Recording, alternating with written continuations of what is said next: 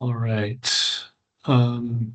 Just want to do a quick check-in before we get back to the witness. Ms. Brennan, do you have any updates, or have you had a chance to talk to your folks? Yes, we have spoken to our folks. We do have some thoughts on what GMP sent along. I would like it's mostly in Mr. Hunt's purview, so I would like the opportunity to provide limited direct testimony for him just to get his thoughts on it on the record, given that this is new. It would only be 1 or 2 questions. Mr. Hand?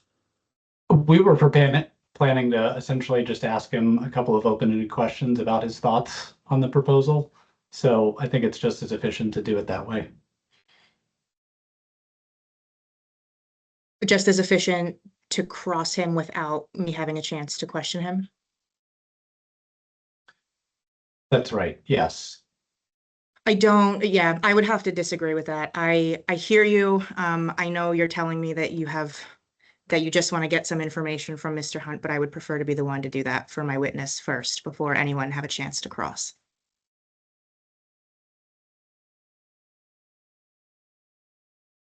The document we put together is literally just an outline of what Mr. Bingle provided on the record in response to commission questions that were Friday. We're not trying to do anything other than get that information in front of the commission for its consideration. And so we're happy to defer to the commission on how you'd like to handle it. Just trying to be efficient. Yeah, I do hear you. This is the first time we've seen this today, and I just don't think it is the most appropriate to cross our witness before I've even had a chance to ask our witness's opinion on the stand. I'm inclined to give Ms. Brennan a very short leeway to ask. Understand what you're saying, Mr. Hand. I appreciate actually both sides here, and you will have the opportunity to follow up with Mr. Hunt as well. Thank you. Great. So with that, should we, and sorry, Ms. Brennan, implicit in that exchange, is the department going to object to the admission of that document? No, we are not. Thank you. I just wanted to make sure that was clear. Yep. Thank you. And we will file it on EPC now, so it's available. Great. Thank you very much. All right. Ms. Popiti, do you want to continue your questions? Yes. Will Mr. Bingle and Ms. Doan be available if we have any follow-up questions after Mr. Hunt's testimony, or? They will be available. They'll be here all day, so we're happy to bring them back to the stand if that's helpful. Okay. Yeah. I'm not sure it will be, but I just wanted to ask just in case. Okay. Okay. So earlier when we were talking to Mr. Burke about rate impacts, he suggested that we shift gears and approach that with you folks. And so I wanted to touch base on the under 1% per year is associated, rate impact is associated with the resiliency projects. Is that your understanding? During this MYRP, correct. So, and that 1% carries over through each year. So, at the end of the 4 years, rates will be 4% higher than they would be without the resiliency projects. Is that correct? That's correct. And then when all the plant is placed into service and is in rates, then it will decline by over the life of the asset. Can you give us a sense of what that will look like? And, you know, what are we looking at in terms of the life of the assets for these investments? So it's about 30 years, right? So that's roughly, it's going to be, let's see, 341. So that is about $10 million a year or so, slightly over $10 million a year. And that's the depreciation. And there's also a return on rate base as well. But yeah, in terms of the decline in the amount, it'd probably be Probably be 10 to 15 basis points of rate drop per year. Yeah. It's subtle, right? It's slow. We install the equipment and then it amortizes over time. Okay. Let's see. And then with the department's proposal, their spending is about their proposed spending on the resiliency is about a third. And so then we're looking at about 1/3% per year, right? It's a little bit different just because we have some capitalized A&G costs that would flow into O&M. But that being said, it's ballpark. Okay. Yeah. And any follow-up from anyone, any of my colleagues on this? I have some questions. Great. So, yeah, Mr. Bingle, I just want to be clear and specific about the flows. I mean, the way I kind of compute it in my brain is 1%. We're talking about something presumably under $9 million a year or in that neighborhood, and that would include both the depreciation portion and the cost of the capital components plus taxes. Does that sound right? Correct. And when we're installing the equipment, it's also net of the capitalized A&G as well. But that's correct, Commissioner Al. Right. Okay. And my understanding is that we have 6 months of zero outage initiative monies that are going to be flowing into the test year. So that's part of it. I assume that's something in the neighborhood of 35 million or something capital tranche that's in the neighborhood of 35 million. That was plant placed in the service for the rate year, and it was that also included the regulatory amortization because it wasn't put into rates up front. So there is, just to be clear, the capital investments associated with resilience dollars, capital items that are occurring during a fiscal year 27, when will they first actually appear in rates? In fiscal year 27. So this was different from the ZOI where we deferred it. And so, for example, in the 2027 cost of service, we are reflecting spending through September of 2025. So it's put into a regulatory asset, the depreciation, the return on it and such. And so that was not put into rates until it was placed into service. By putting resilience spending into rates on a forecasted basis in plant and service, we do not have these deferred costs that will then accrue and be placed in the rates later. Okay, and there are also benefit amounts or benefit expenses, if you will, that are avoided that show up in Mr. Eden's testimony. So this might be safety, it might be line loss reductions, might be reductions in tree trimming. Are they showing up in essentially the either the impact estimates or contemporaneously with the flow of the capital investments that are occurring? Not that I'm aware of. We do know, though, that we expect it, just like Mr. Burke responded, that the major storm adjusters, we are hoping that they will go down as well, to use the word hope. Sorry, Chairman McNamara, but we are hoping that depends on the weather. But then also in subsequent MYRP filings, the minor storm costs, hopefully that the 5-year average will go down as well. And are any of those benefits showing up in any of the pro forma calculations for the cost of service over the course of the 4 years of the plan? Not that I'm aware of. Okay. And I think you asked and answered I think you answered the other question, which was if there's kind of a linear relationship between the percentage and the level of investment. So if we doubled the investment to a much higher number. We're talking about roughly $85 million a year, I think is the proposal. So if Correct. that were to double, that would be 2%, and if it were halved, it would be 0.5%. Correct. It gets, just knowing the capitalized D&G portion of it gets a Yeah, little wonky, but other than that, Okay. at steady state, that's true. Right. Okay, I understand. Thank you very much.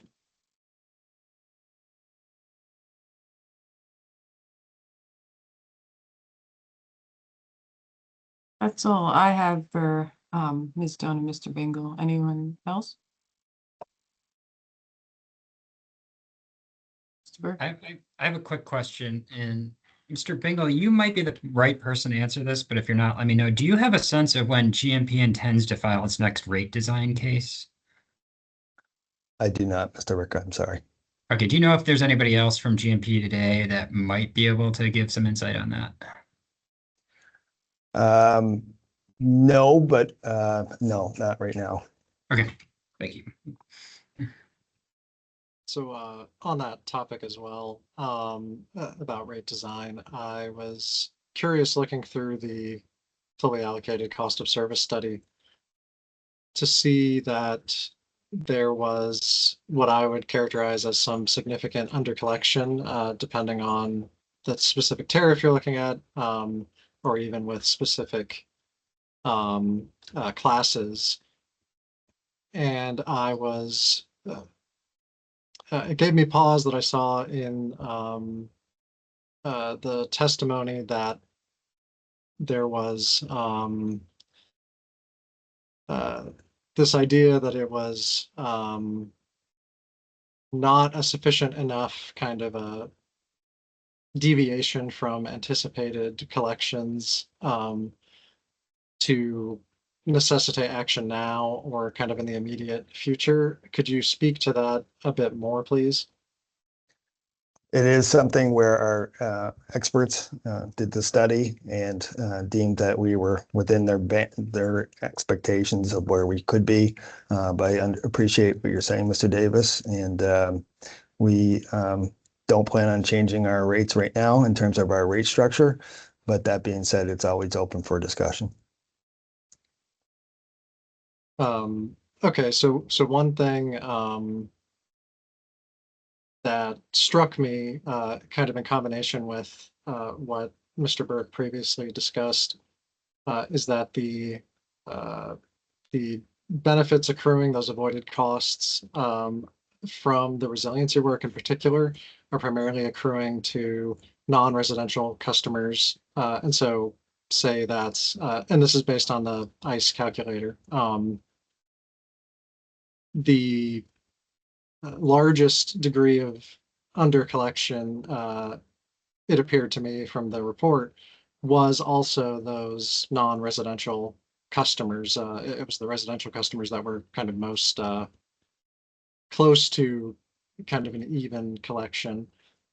So I was curious if that, one, if that characterization is accurate, and two, if so, if that, well, I'll wait for the first part. I'd have to follow up on that one, on that item, Mr. Davis, to be honest with you. Okay, that's fine. Thank you.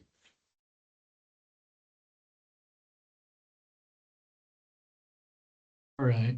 Any other questions for these witnesses?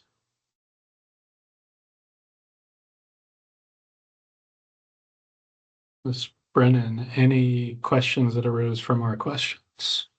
No questions for the department. Thank you. Great, thank you. Mr. Hand, any redirect? Yes, thank you. Good afternoon, Mr. Bingle and Ms. Stone. Just a couple of quick questions. You were asked by Ms. Papiti some questions about GMP's access to capital historically related to Mr. Infraline's questions. Do you recall those questions? Correct. It was about during a period when the ROE was in the 8s. Yes. And did you have anything further you wanted to say with respect to the first mortgage bonds that were issued then, or the equity item? So 2 points. First mortgage bonds are the ability to raise first mortgage bonds are based upon our assets. So we have limitations upon how much we can borrow. I'm not quite sure the percentage. Our capital people know whether it's 60, 80%, but we have a certain amount of assets that are bondable. That dictates whether we can be issued a first mortgage bond or not. Credit rating does matter. Credit rating matters because it affects the interest rate that would then be applied to that first mortgage bond. One other point is the $30 million that our investor invested in GMP between fiscal year 20 and 23, I can't recall the exact period, represents roughly about 3% of our total common equity. So would you consider that a material amount of capital raised? In the grand scheme of things, no. Thank you. Ms. Stone, you were asked some questions about the Section 108 process GMP is proposed. Do you recall those questions? Yes. I think I understood your answer to be saying that you had not previously experienced any adverse impacts to customers. Did you have more you wanted to say with respect to the importance of what you've proposed for avoiding adverse impacts in the future? Sure. Just to clarify, we are dealing with a volatile market, and we're trying to, I mean, there's been times when we've had to expedite this process to avoid undesirable outcomes. And so this is really to benefit the customers, right? To get into the market, take advantage of that market flexibility, and get it at the right time. So we're not having that adverse effect. Great, thank you. I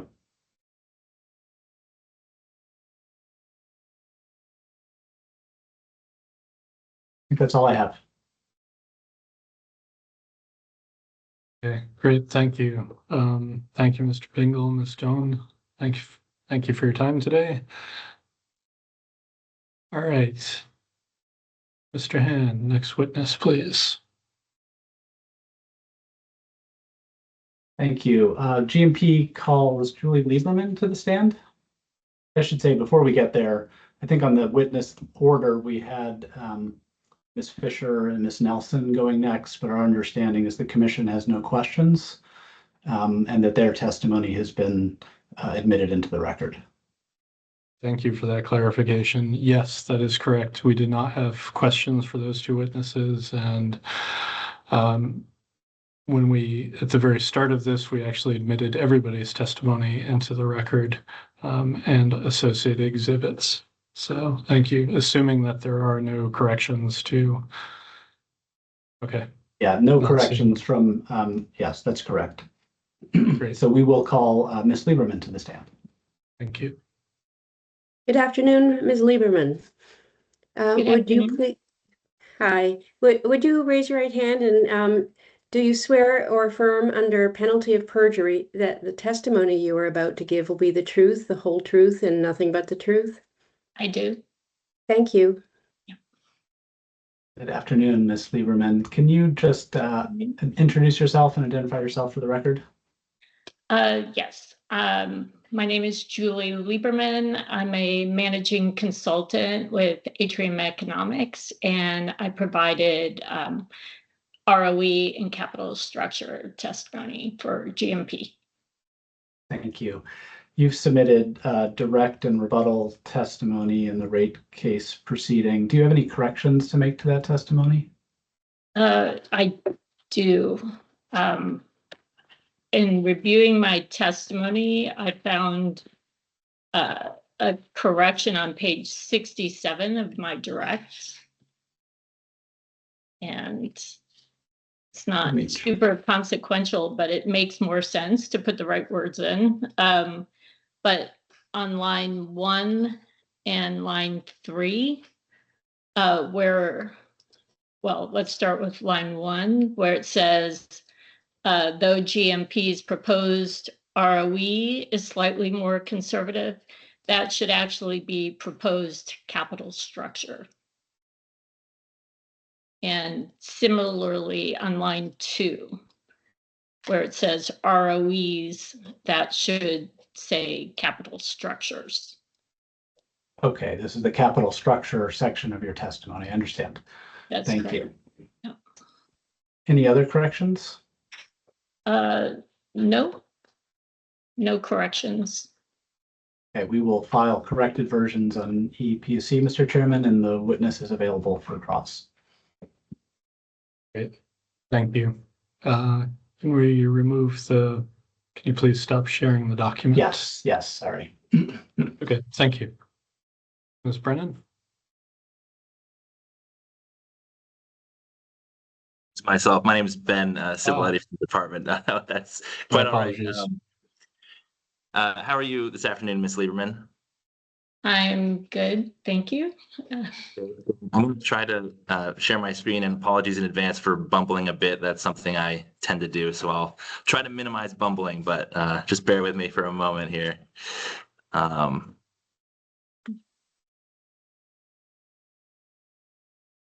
Where are we? Yes, okay, so hopefully folks can see that. And Ms. Lieberman, I'd just like to talk a little bit about GMP's risk under the MYRP with you today. I want to take you first to your direct testimony. That's what's up now at page 8 and 9. This is where you go through sort of a summary of risk and describe GMP's business risk as elevated. Is that fair to say? Yes, that is. And a couple of the risks you highlight relate to risks that GMP has assumed in its proposed MYRP. Is that right? Yes, that is correct. One of those risks that you mentioned is locking in elements of the proposed plan, and another is the $1.2 million annual deductible for major storm recovery, which GMP absorbs. Is that right? Yes. So I'd just like to take a closer look at those two, and we'll go to page 62 of your direct testimony. If I can get there.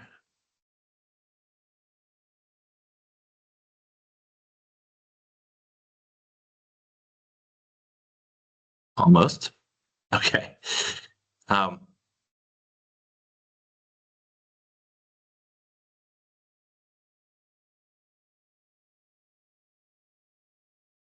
So taking a look at the locked elements of the MYRP, one of those would be capital expenditures, right? Base capital expenditures.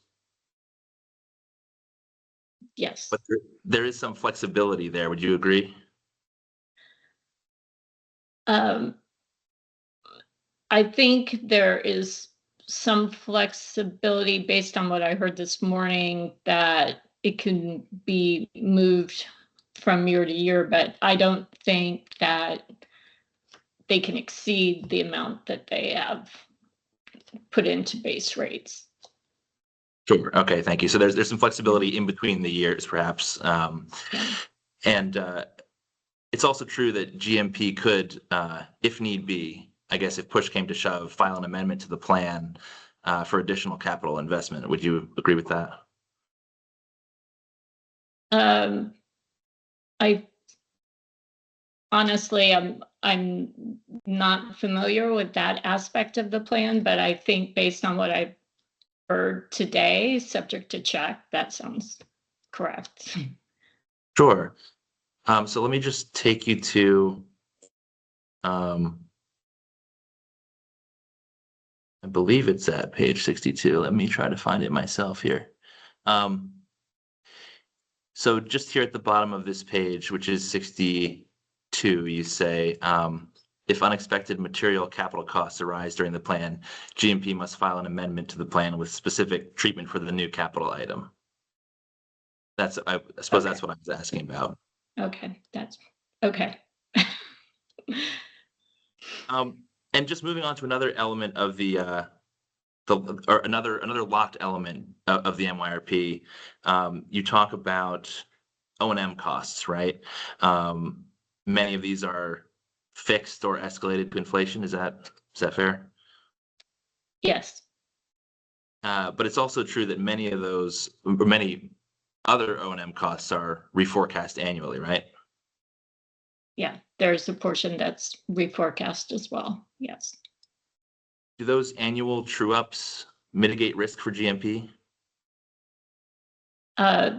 Yes, for those particular costs, I would say yes. Sure. And for the fixed costs or escalated costs, you would agree that the earnings sharing adjustment mechanism mitigates some of the risk associated with those as well. Is that right? Yeah, the earnings sharing mechanism serves as a backstop for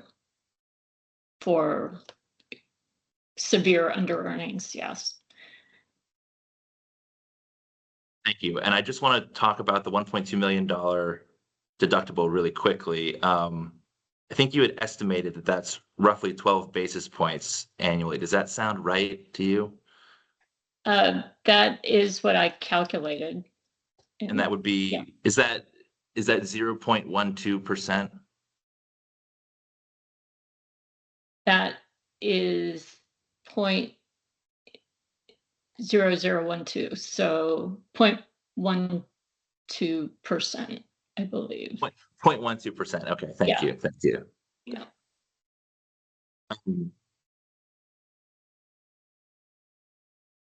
You also acknowledge, going back to, we're still on your page 62 here.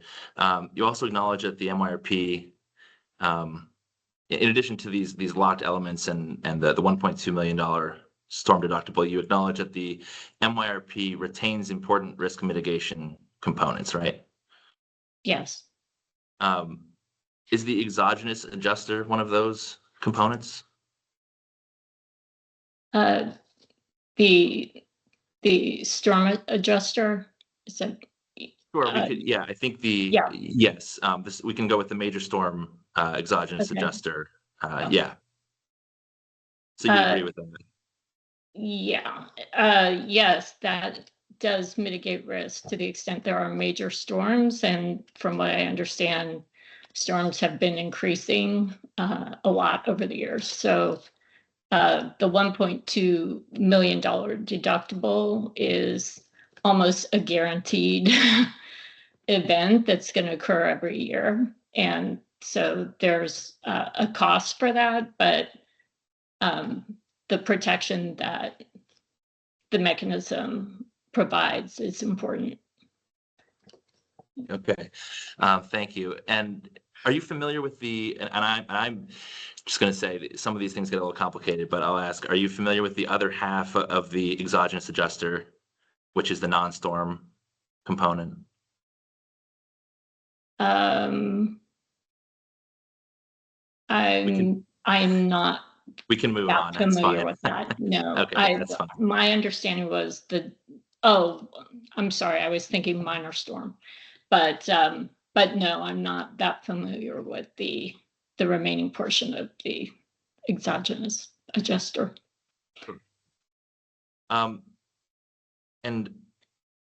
at page 56 of your test, we're just going to run through a few more plan components. Is it page 56? I think so. Apologies. You discussed the power supply and retail revenue adjusters, if you can see that there. My question is, are the power supply and retail revenue adjusters risk mitigation components of the MYRP?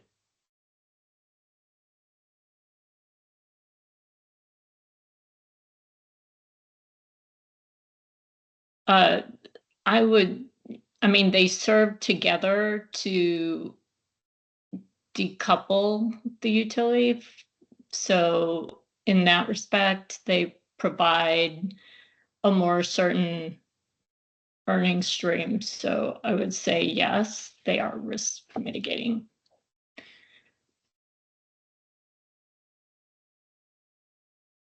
Thank you. And later on, I'm just kind of bouncing back and forth here. Apologies.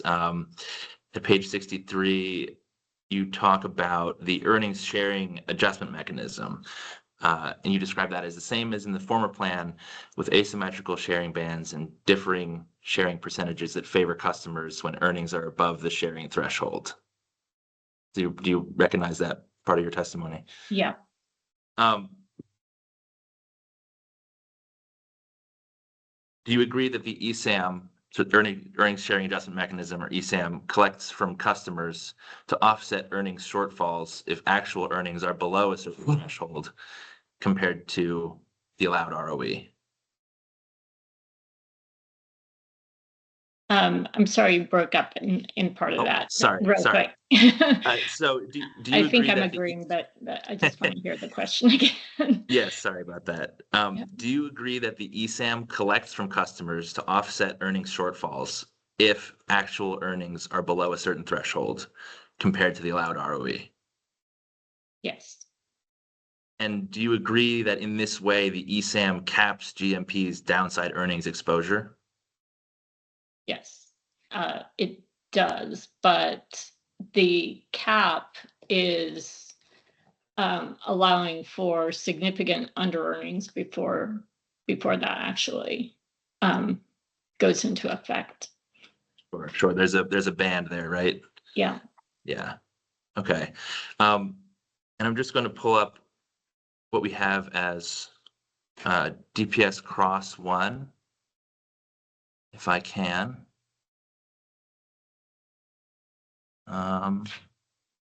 Just a moment. Can you tell I haven't done this much? Hold on a second. I'm sorry. Oh, gosh. Apologies. Okay. So do you recognize, I'll give you a minute. This is a discovery response you provided to the department. Do you recognize this response?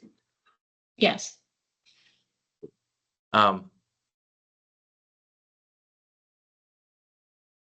And in this response, you discuss how you evaluated the MYRP and how it may affect GMP's risk profile. You highlight plan features adding risk, and you indicate that GMP's risk is higher under the MYRP relative to utilities operating under traditional cost of service regulation. Is that fair to say? Yes. Yeah. And specifically down at the bottom of the response, you're saying GMP needs to live with its MYRP effectively for the 4 years of the plan, right? Which is different from a traditional cost of service regulated utility, which could come in at any time for a rate case, right?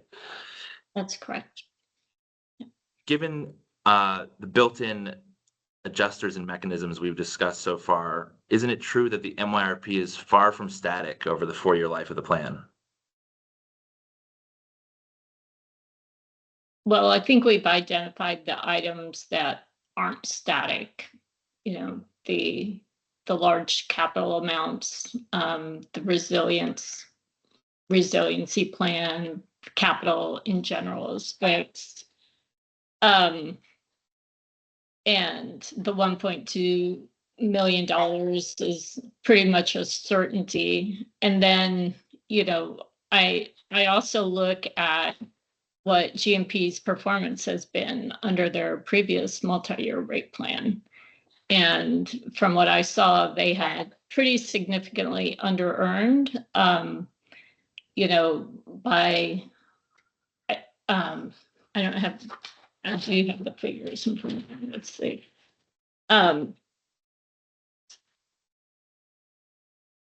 So, yeah, by close to 200 basis points in 2025. And then thanks to the earnings sharing mechanism, only 100 basis points. But so that was this plan pretty much that we're talking about. So there is risk in the plan. It's good that they have these adjusters, and it allows them to operate, for 4 years without having to go into a rate case. But when I look at the earned returns versus what's authorized, it tells me there's significant risk still in the plan. The authorized return is not the guaranteed return, correct? That's correct. But, Okay. the utility needs the opportunity to earn its allowed return. So, yeah. In fact, the ESAM helps with that, right? Because there's only a certain level to which earnings can drop before they're recovered. Is that right? That's true. Yeah. So just to clarify and just to kind of wrap it up on this exhibit, if you consider the mechanisms and adjusters we've talked about, and the MYRP as a whole, is it your opinion that the plan increases GMP's risk profile above what it would be if GMP was operating under more traditional cost of service regulation?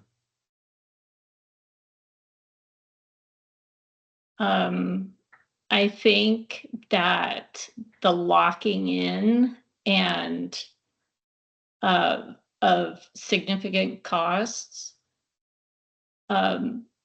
does increase the risk slightly above what cost of service regulation would Okay, and would have. That's after factoring in all these adjusters we've discussed. Yeah. Because Okay. those I kind of look at the adjusters as trying to get as close as to what a cost of service rate case would provide, without having to go through a rate case. So. Sure. Okay. Thank you. And I'm just going to pull up exhibit DPS CLZ 8. This is another discovery response, which includes an attachment, which I think you'll recognize. This is a S&P report on Green Mountain Power's credit from July of 2025. Does this look familiar to you? Yes. Okay. And I'll just take you to page 3 here with business risk. There's just one quote under the business risk heading.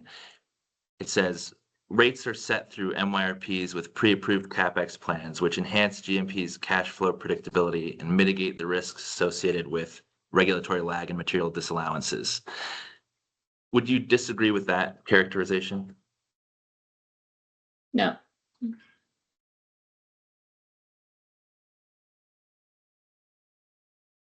Thank you. And switching gears a little bit.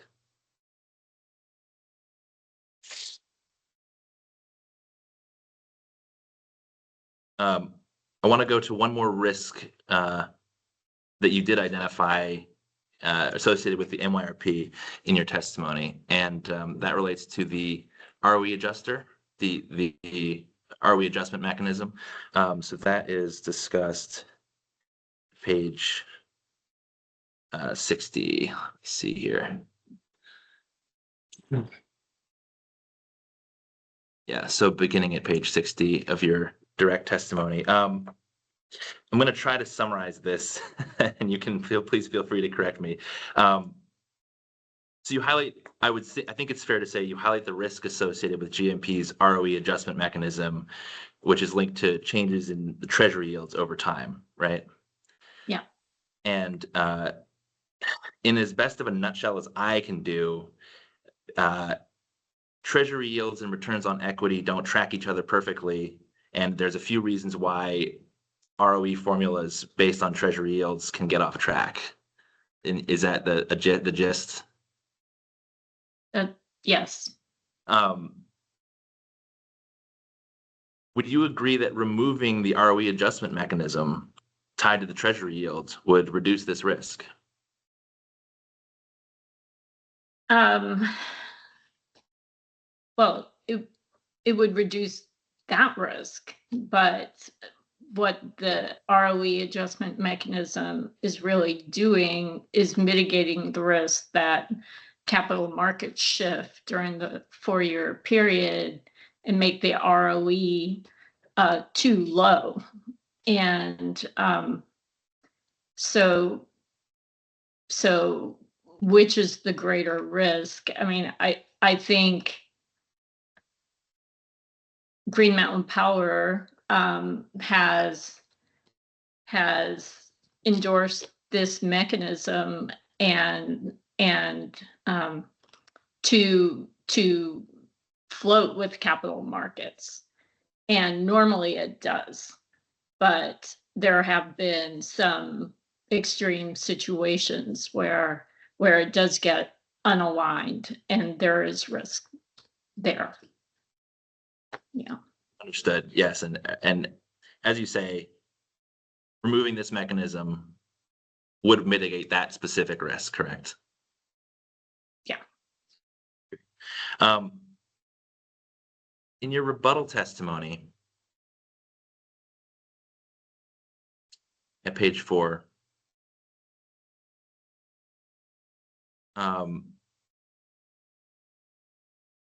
you state that the department's ROE recommendation of 8.91% is lower than any other return authorized in the last few years across all regulated, all vertically integrated utilities. Is that fair enough? Yes. But you would also agree that GMP's own allowed return in fiscal year 23 was lower at 8.57, right? Yeah, but we were in different capital market conditions in that year. GMP is vertically integrated, right? Yes. Okay. And during this time,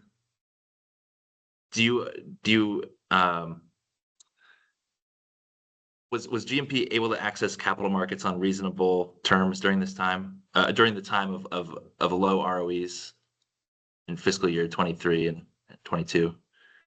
My understanding is that they did a first mortgage bond issuance that was where, that's secured by the assets of the utilities. And so that was 139 million. And I think that at least part of the reason for that issuance was to provide liquidity.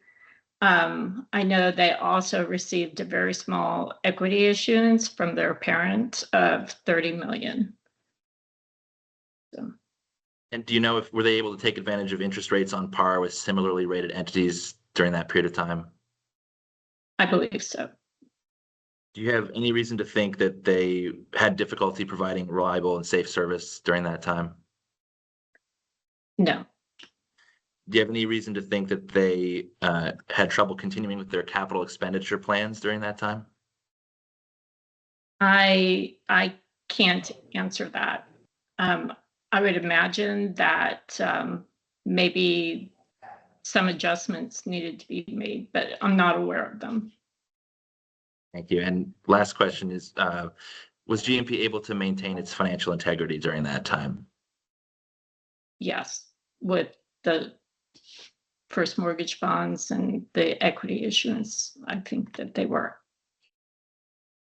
Thank you very much, Ms. Lieberman. Thank you. That's all I have for Ms. Lieberman. Thank you, Mr. Civiletti.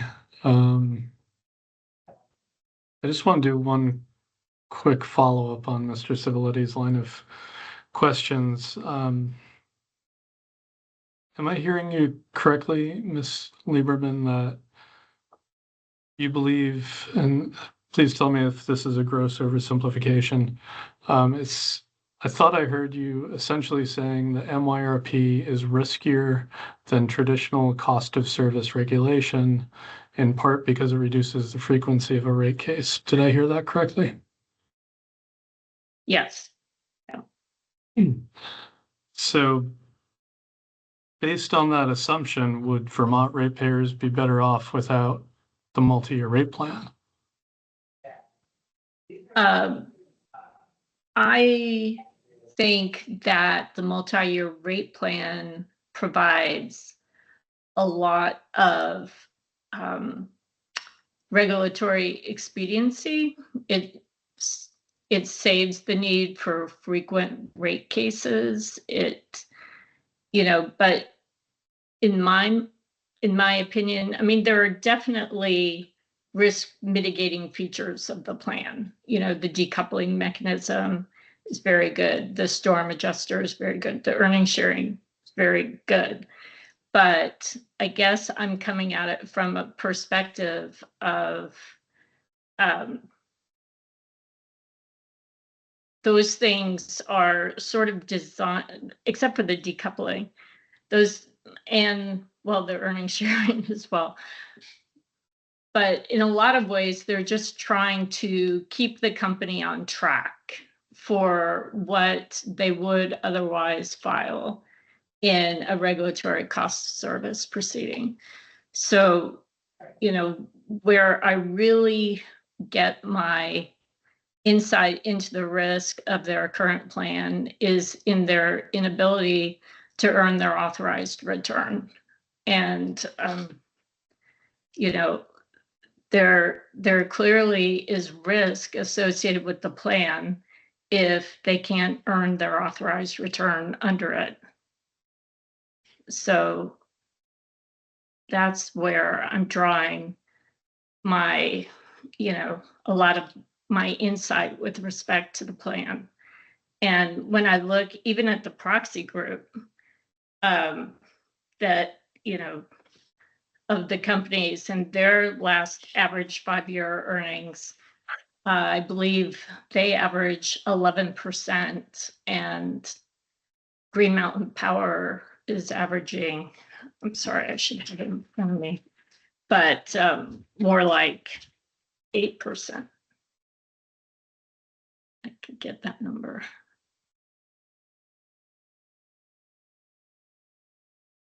So yeah, after earnings sharing, Green Mountain Power has averaged 8.41% over the last 5 years.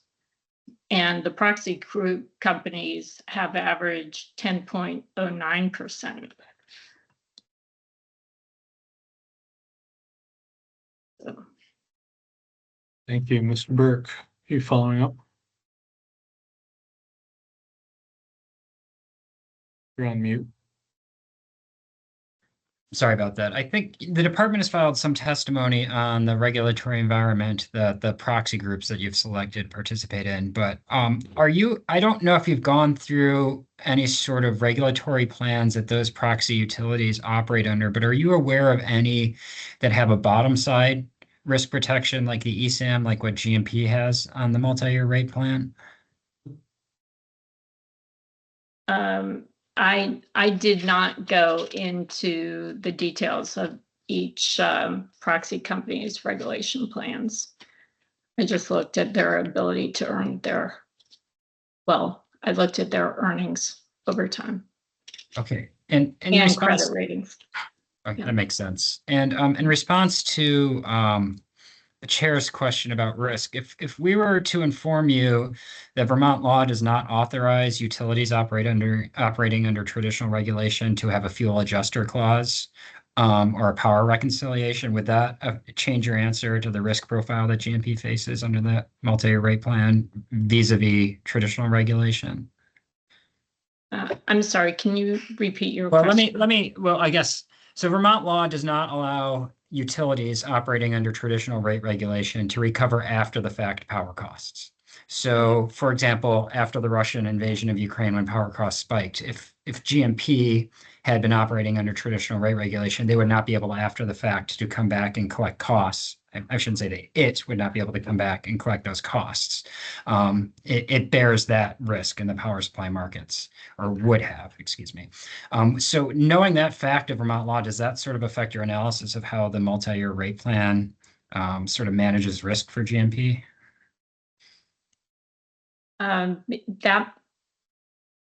That's something I was not aware of, and it is a quirk of Vermont law, so yes, that is. Yeah, we are unique in that aspect. I would assume that it would make the rate plan more favorable in that circumstance. I'm not sure how significant that was for GMP, but or a utility not covered by MYRP, which I guess is none. So anyway.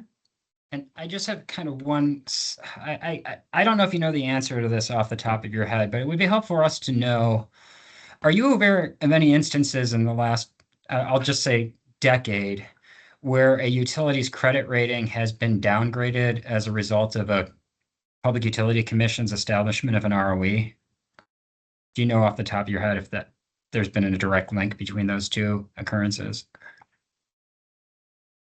I know that the credit rating agencies always talk about ROE, and but as far as there having been a downgrade as a result of an ROE authorization, I'm not aware of one.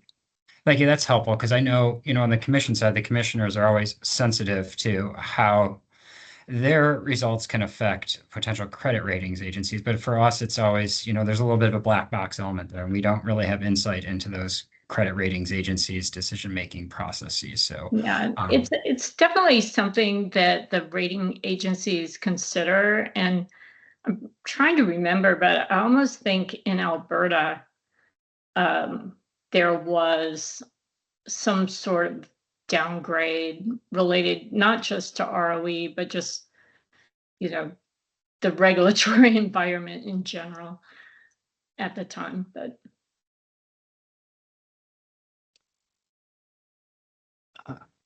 I'd like to follow up. Oh, is anyone? Okay. I'm all done, Andrea. Okay. So I heard you saying that the MYRP is leading to an inability to earn.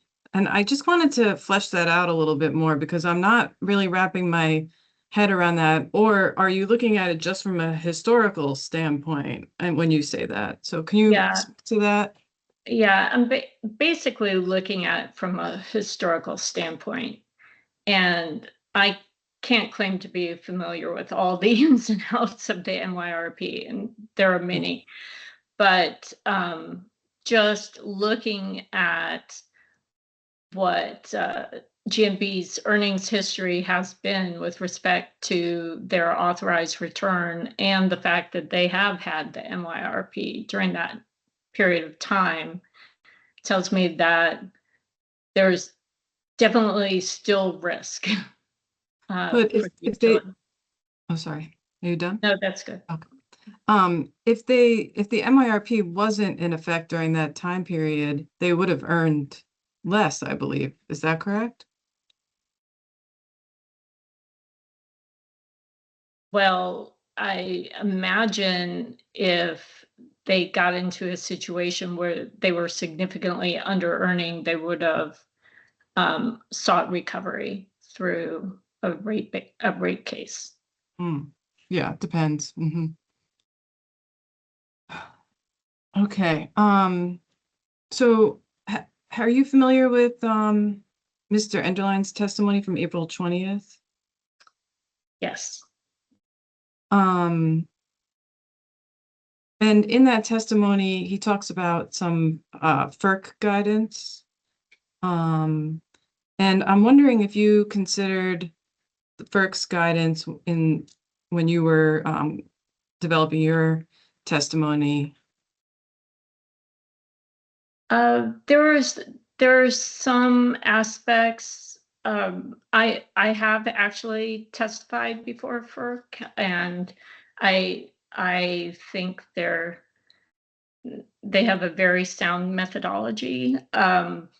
There are aspects that I use from the FERC,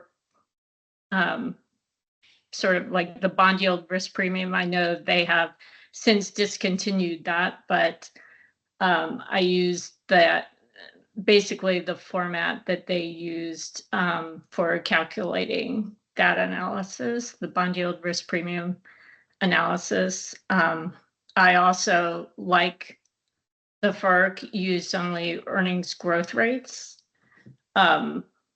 Whereas I think the witness for the DPS was using historical and book value growth rates, and those would not be acceptable to the FERC.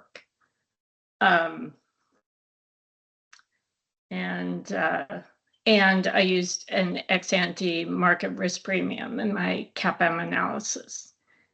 I didn't do it exactly the way that the FERC does it, but they do use that ex-ante market risk premium. What about in terms of the zone of reasonableness that they discussed for the ROE amounts? Yeah. Well, the importance of the zone of reasonableness is that, that it's encompassing the actual range. So if you have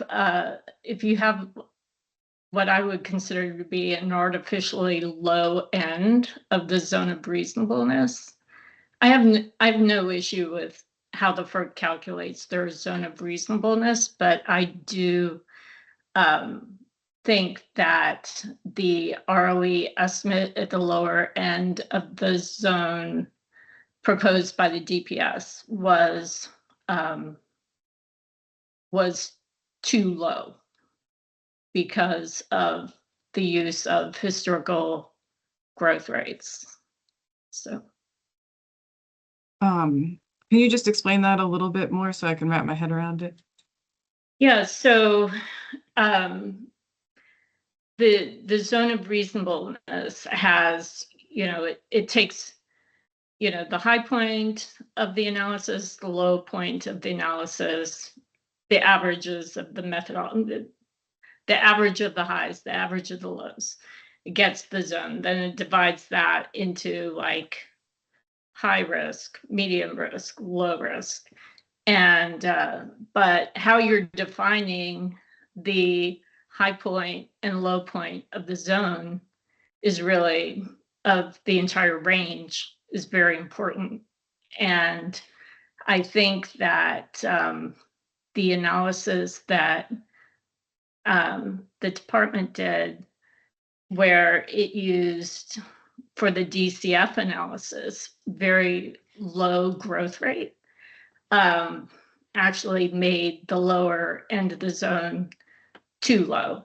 And then when they weighted that analysis even more heavily by discounting the CAPM, it was even more of an issue.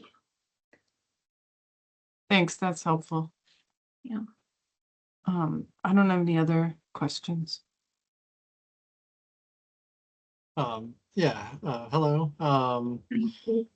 I've got a couple of questions about risk.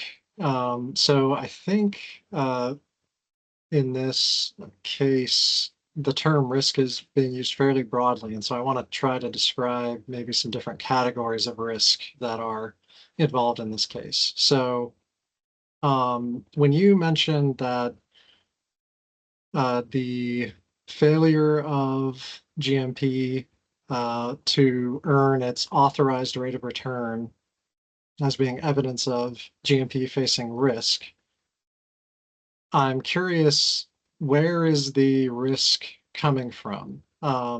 Meaning, what is preventing GMP from achieving its authorized rate of return, in your opinion?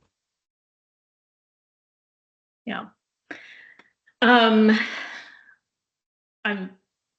probably not the best person to answer that question. I mean, maybe a GMP witness might be better, but I've heard a few things. I've heard that financing costs was part of it, that they couldn't recover. I've heard that construction work in progress, and maybe there's financing associated with that was not recoverable. Outside of that, I think there are also penalties and that sort of thing, maybe that flow through. But honestly, that's probably the extent of what I can answer on that. Okay, thank you. So in that, in the items that you brought up, I think there are some that are within GMP's control. So I'm curious then if the risk that you're discussing, if at least part of it is within GMP's control. So for instance, I think one of the things you mentioned in your testimony is construction work in progress balances, which have to do with the timing aspect that would seem to be under GMP's control. Is it correct to, in your opinion, view that risk, things in GMP's control, as the same as risk from, say, a major storm or an exogenous factor?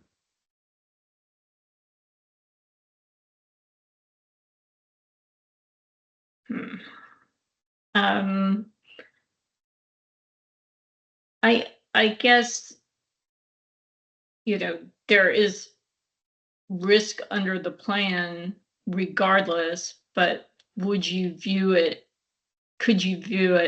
differently if it was something within GMP's control versus something outside of GMP's control? I guess slightly, yes. You view it somewhat differently. Okay, thank you very much.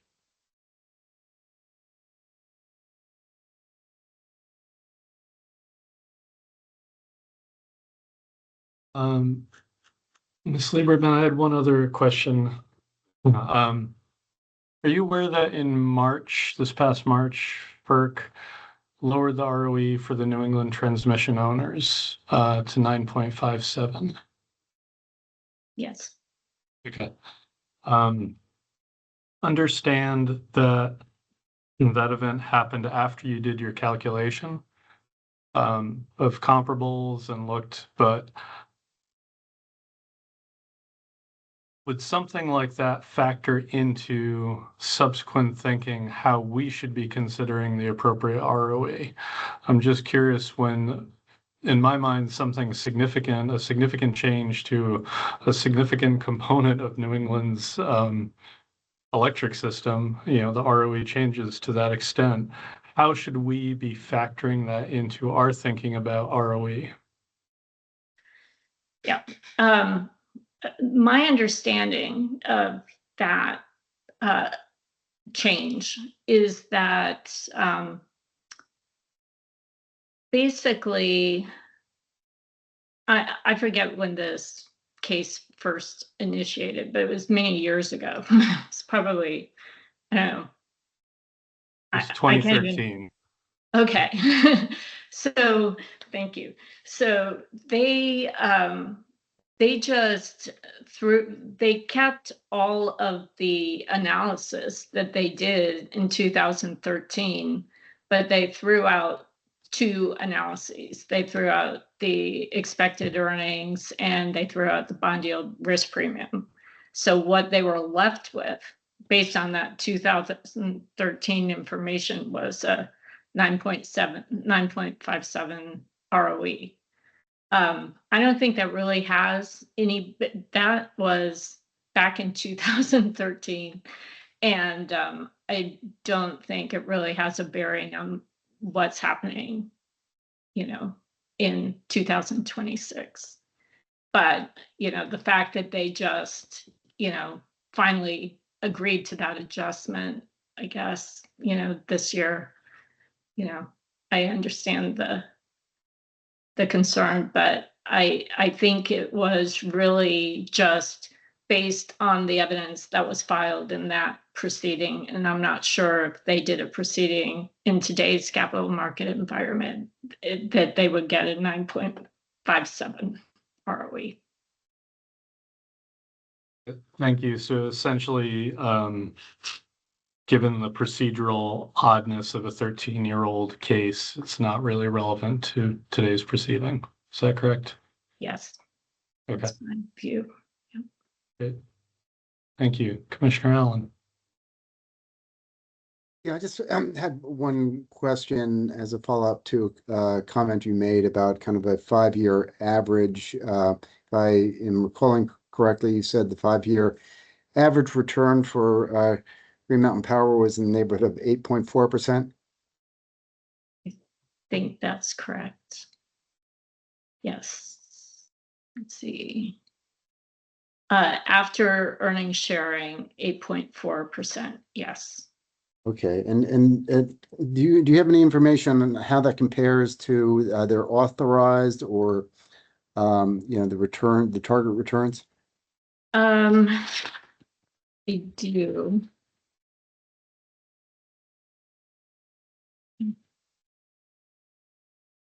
So I'd have to average these, but I could do this pretty quickly.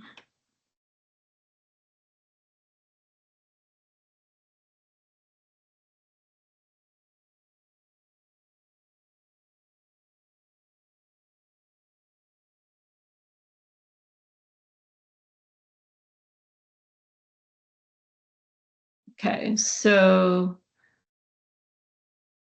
if I've done my math correctly, I'm showing that their authorized return over the same period has been 8.978. 0.978. Okay, and just if you could, which years are you talking about? So this is 2021 through 2025. Great, thank you very much. Sure.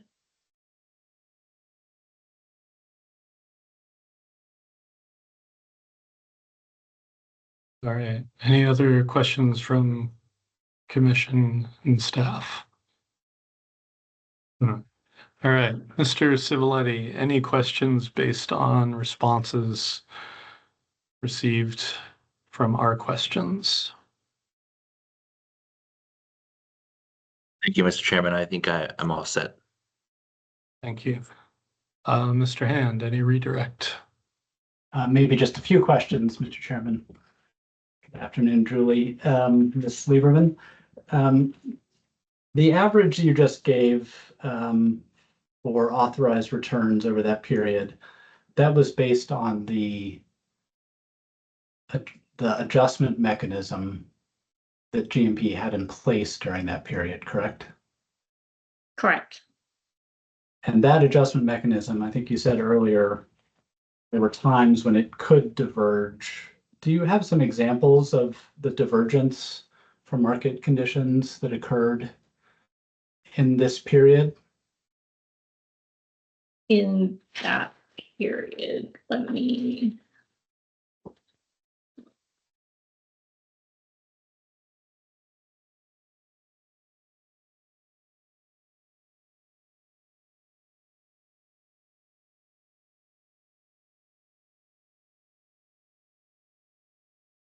Yeah, during COVID, there was a divergence during that. And that resulted in covered. So I'm showing from January of 2020 to January of 2021. That treasury yields and corporate bond yields sort of went in opposite directions. So the formula would have produced, being based on treasury yields, a lower ROE than what would have been produced if it had been based on corporate bond yields. Okay, and the ROE level at that low point, do you recall what that number was for GMP under the formula? I'm pretty sure that was the 8.2. Okay. And I know you've testified a couple of times in GMP's proceedings. Do you recall how that level under the formula relates to any other authorized return for a vertically integrated company in the US? Yeah, it was far below any authorized return for any utility in the US. Okay. Thank you. That's all I have. Thank you. Thank you, Ms. Lieberman. Appreciate your testimony today. Thank you, Commissioner or Chairman. Thank you. Sorry. All good. Close enough. Thank you. All right, Mr. Hand, shall we move on? Yes, I'm going to turn it over to Mr. Brennan, who I think will call our next witness. Thank you. Thank you. Thank you, Mr. Chairman.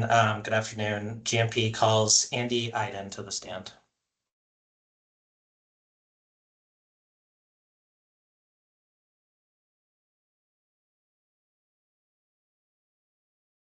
Good afternoon, Mr. Iden.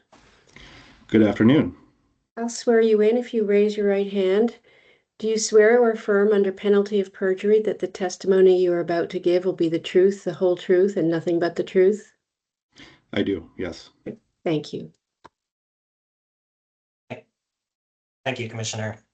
Good afternoon, Mr. Iden. You submitted pre-filed direct and rebuttal testimony just in the rate case in this proceeding. Do you have any corrections to either of those pieces of testimony? No, I do not. Great, thank you. And Chairman, the witness is available for cross. Thank you. Ms. Brennan? Good afternoon, Mr. Iden. I just have a couple of questions for you, and I am going to share my screen, and I will be looking at page 15 of your pre-filed direct and supplemental testimony. Okay. I don't know if this actually shared. Here we go. There we go. Everyone see that? I think you're sharing the video screen. Of course the I TV am. Screen. Of course I am. Okay. Just gonna try it again.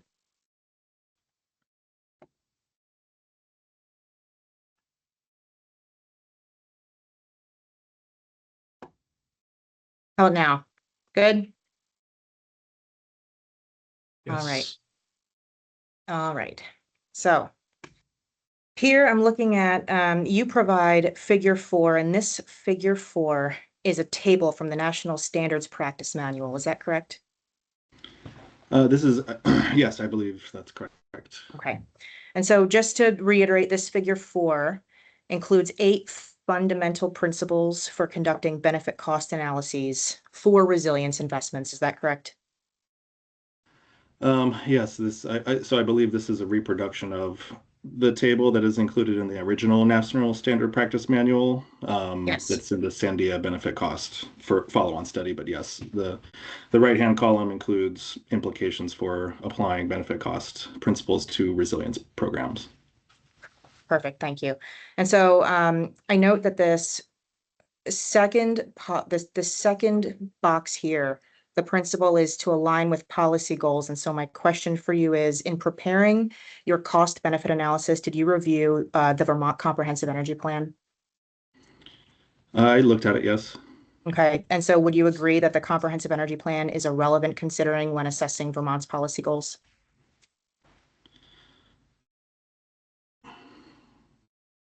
Yeah, I would agree with that. Okay.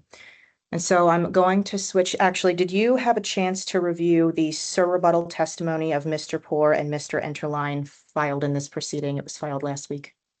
Yes, I did. Okay, so I'm going to switch over to page 7 of their testimony.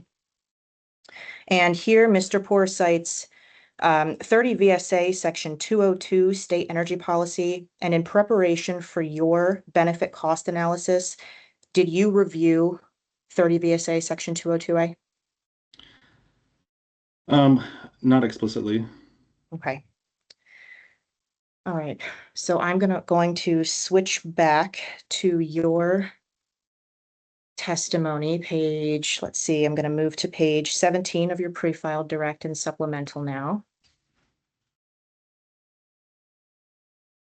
And on this page, do you see figure 5 you provided? It looks like it's the National Standards Practice Manual's benefits applicable to resilience investments. Do you see this here?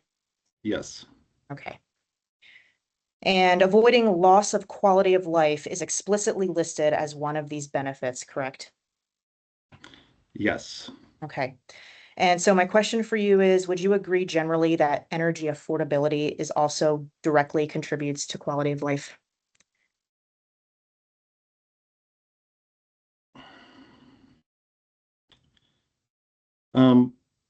I think that's a general proposition, but within the context of the National Standard Practice Manual, I'm not certain that that would fall under the definition there. I believe these are more to do with non-energy impacts, which are typically associated with comfort, health, and safety, and those type of factors versus affordability, which might be considered elsewhere and often outside of benefit cost studies as a separate rate analysis, rate impact analysis. Okay, I think I understand what you're saying. So you're saying you can't, for purposes of this question, you can't answer. I'm just trying to get to what I'm trying to follow up on your response here. So would you agree generally that avoiding loss of quality of life, that energy affordability is related to quality of life? Would you agree there? I understand what this is saying. Yeah, I think I'll just restate that in using the table here that you're showing, the important piece to keep in mind is that these are factors going into a benefit cost study, and the quality of life there typically refers to, again, things like material health and safety and comfort, which when applied to the resilience model that I developed is most material for things like avoiding outages and interruptions in service during like a winter storm, for example. So that is, I believe, what is going on with this table, and that's what I lean towards in my interpretation of it. Okay. So I guess to put a little more depth on that, since you did raise a rejoinder on it, the affordability aspect is a consideration, but once you put the question to consumers, how does affordability impact, how does your level of electric bill cost compared to reduction in service? There's a large gap there. So again, the resilience benefit cost principles here are regarding the V.S.A benefit cost analysis, not the rate impacts, which would be like a separate bill affordability analysis. Okay. Have you read any of the public comments filed in this case? No, I have not. Okay. I think those are the only questions I have for Mr. Iden. Thank you.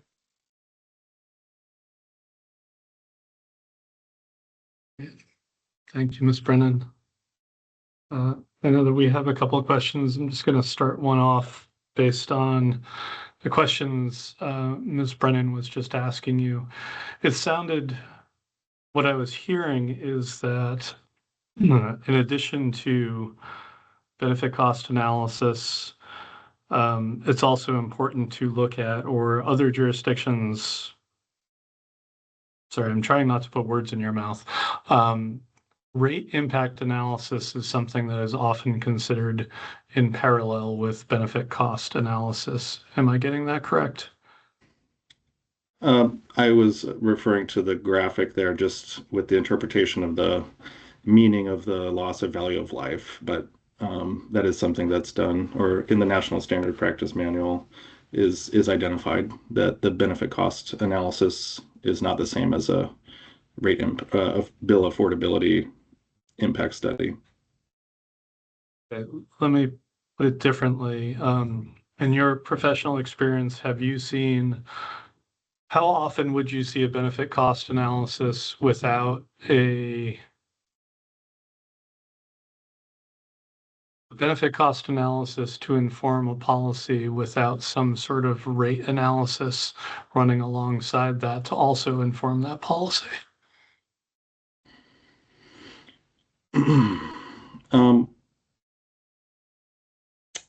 I can't think of like a concrete number of examples for you right off the spot, but I'd say it is something that comes up in situations when spending is occurring. Obviously, throughout a rate case, there are ways to look at the overall impact on customer costs, and it comes out in various ways. I would say it differs by jurisdiction. I don't have any specific examples off the top of my head, but I would say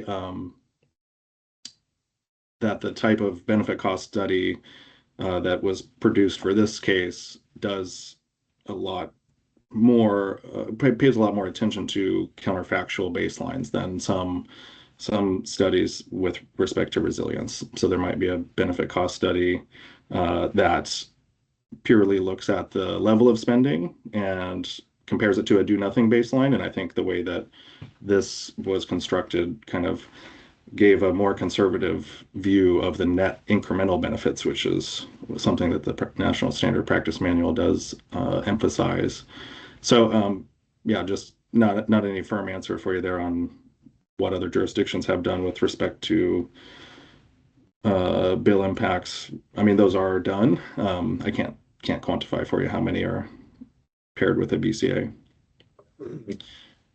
Okay, let me try this. Do you believe that a bill impact provides relevant information when looking at a policy?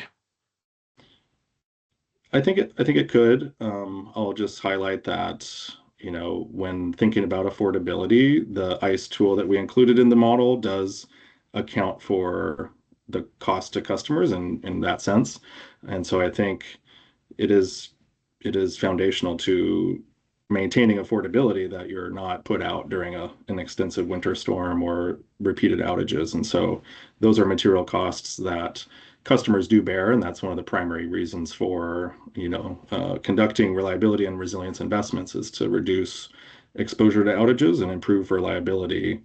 So the value of lost load is the example given, and what's reflected by the ICE calculator. I think that being a primary determinant or reason to engage in proactive resilience planning is to achieve those customer affordability savings. It's reducing the risk of future, what might be more unbearable or something that is like a cost increase that's unexpected and kind of pushes individuals over the line where they're no longer able to either afford basic necessities or things when they most need to.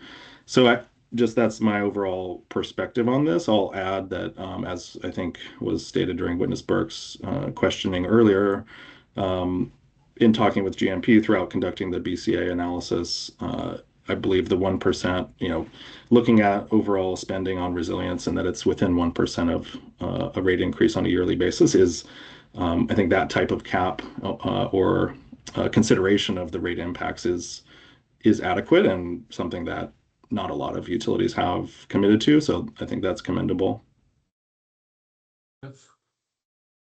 Thank you. Ms. Papiti, Commissioner Allen.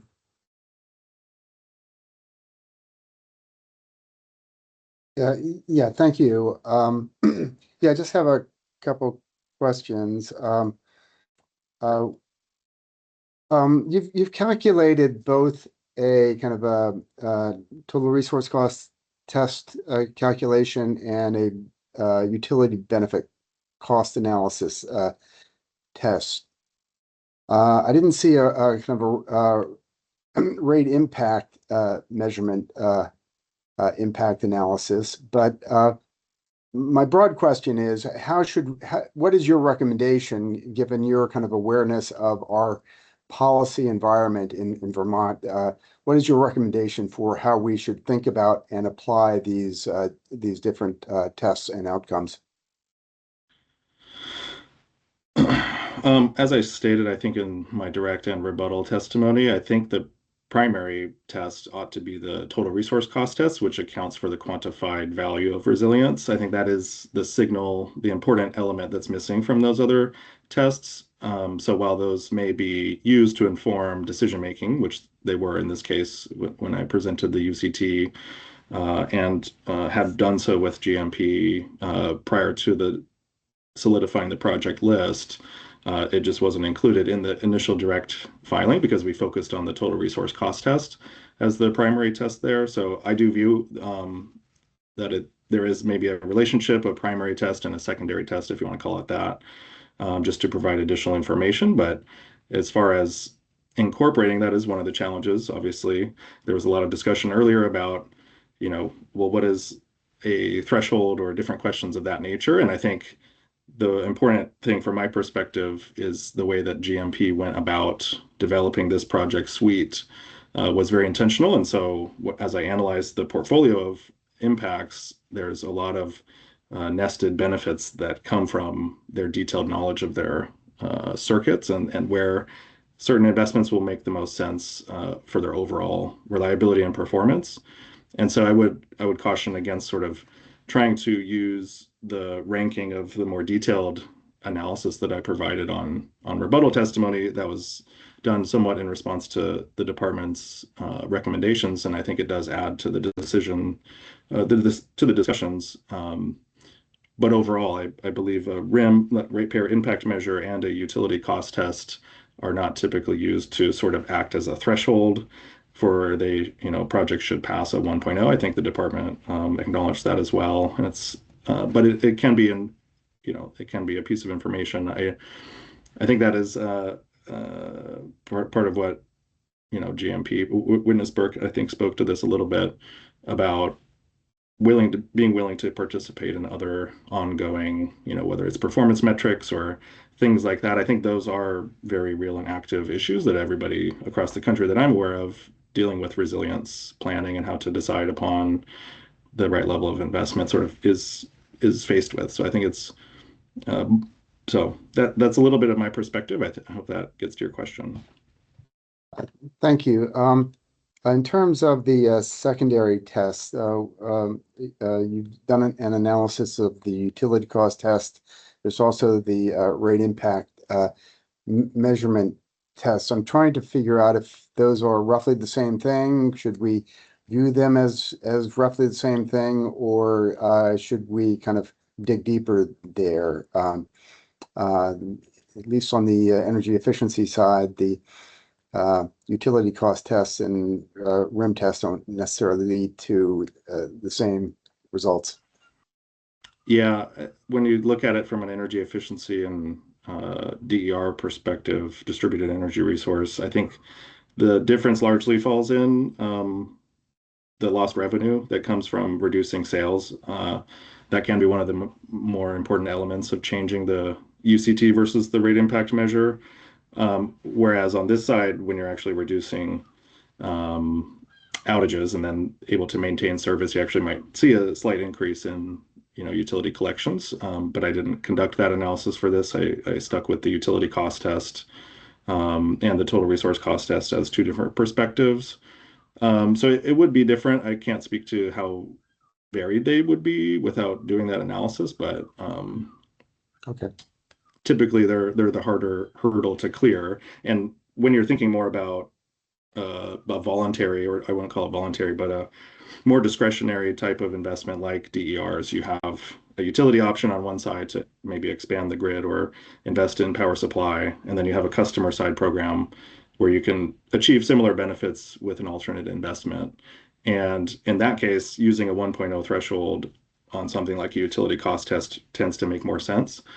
Because you want to, you have a adequate solution here, and then you want to improve the outcomes on an overall basis for the utility system. But when it comes to more, distribution reliability investments, I think those are often based more in necessity and the need to either improve the performance of existing infrastructure, as kind of Witness Burke alluded to earlier, or in the case of resilience, especially with the case of resilience, which is meant to more harden the grid or put out improvements that can withstand major events that may be catastrophic if they occur. And there's always that uncertainty of we don't know exactly when the next major storm is coming, and if you wait, there's a cost to waiting of having that more extreme exposure. If that hopefully that helps. Yeah, that's helpful. Thanks.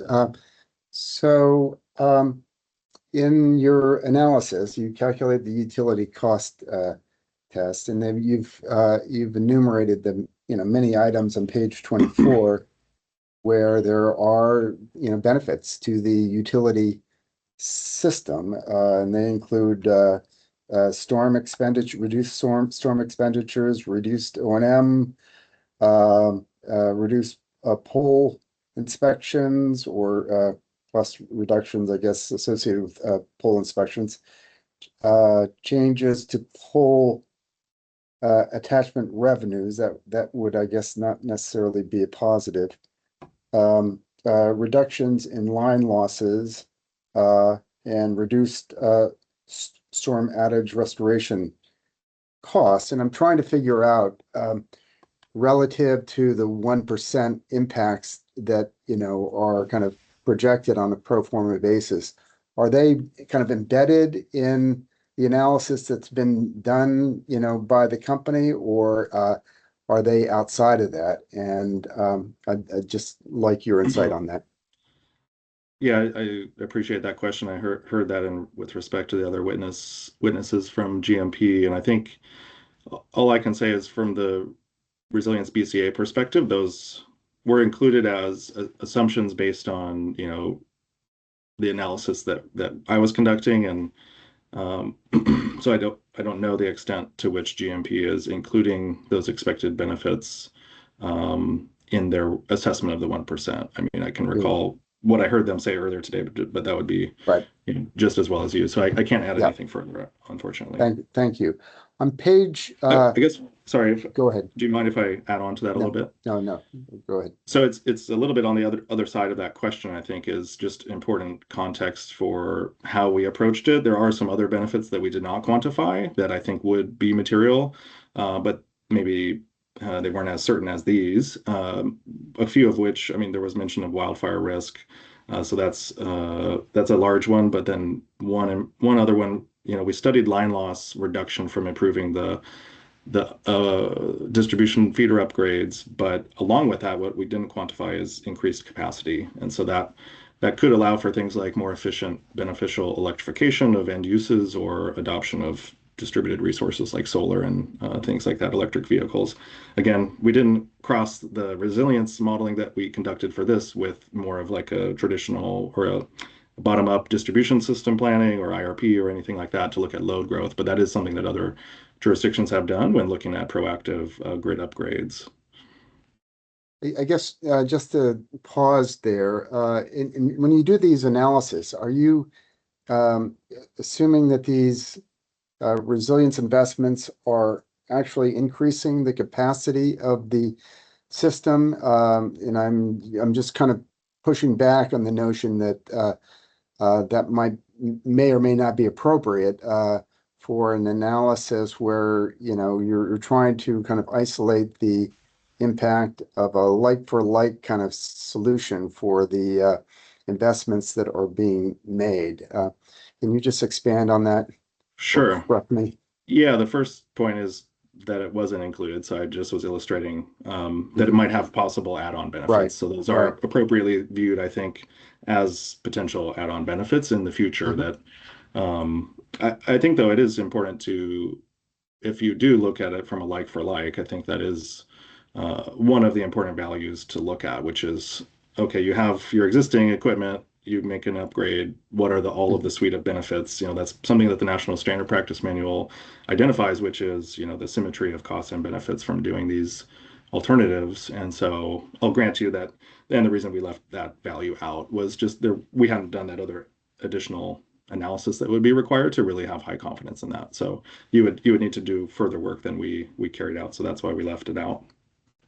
Very good. Thank you. On page 39 and thereabouts, you talk about essentially the baseline scenario, And in that baseline scenario, you have identified target feeders where 10% of year one investments would occur and kind of grow up.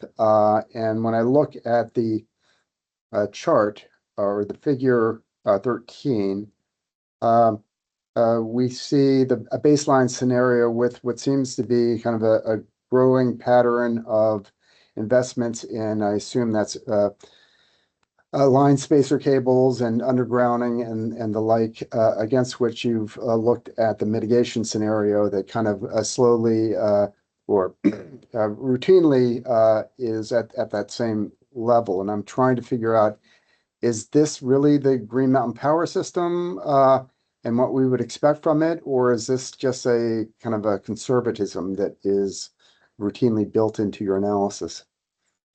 Or is it something else?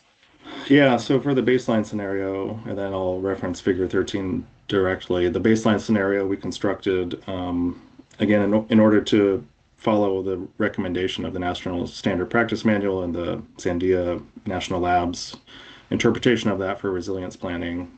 They recommend using a net incremental cost and benefit basis, which, and I believe the EPRI, Electric Power Research Institute Climate Ready Initiative, which I also referenced, kind of has some cost benefit for resilience principles that they laid out and I referenced as well. But both of those call out the construction of a, separate baseline.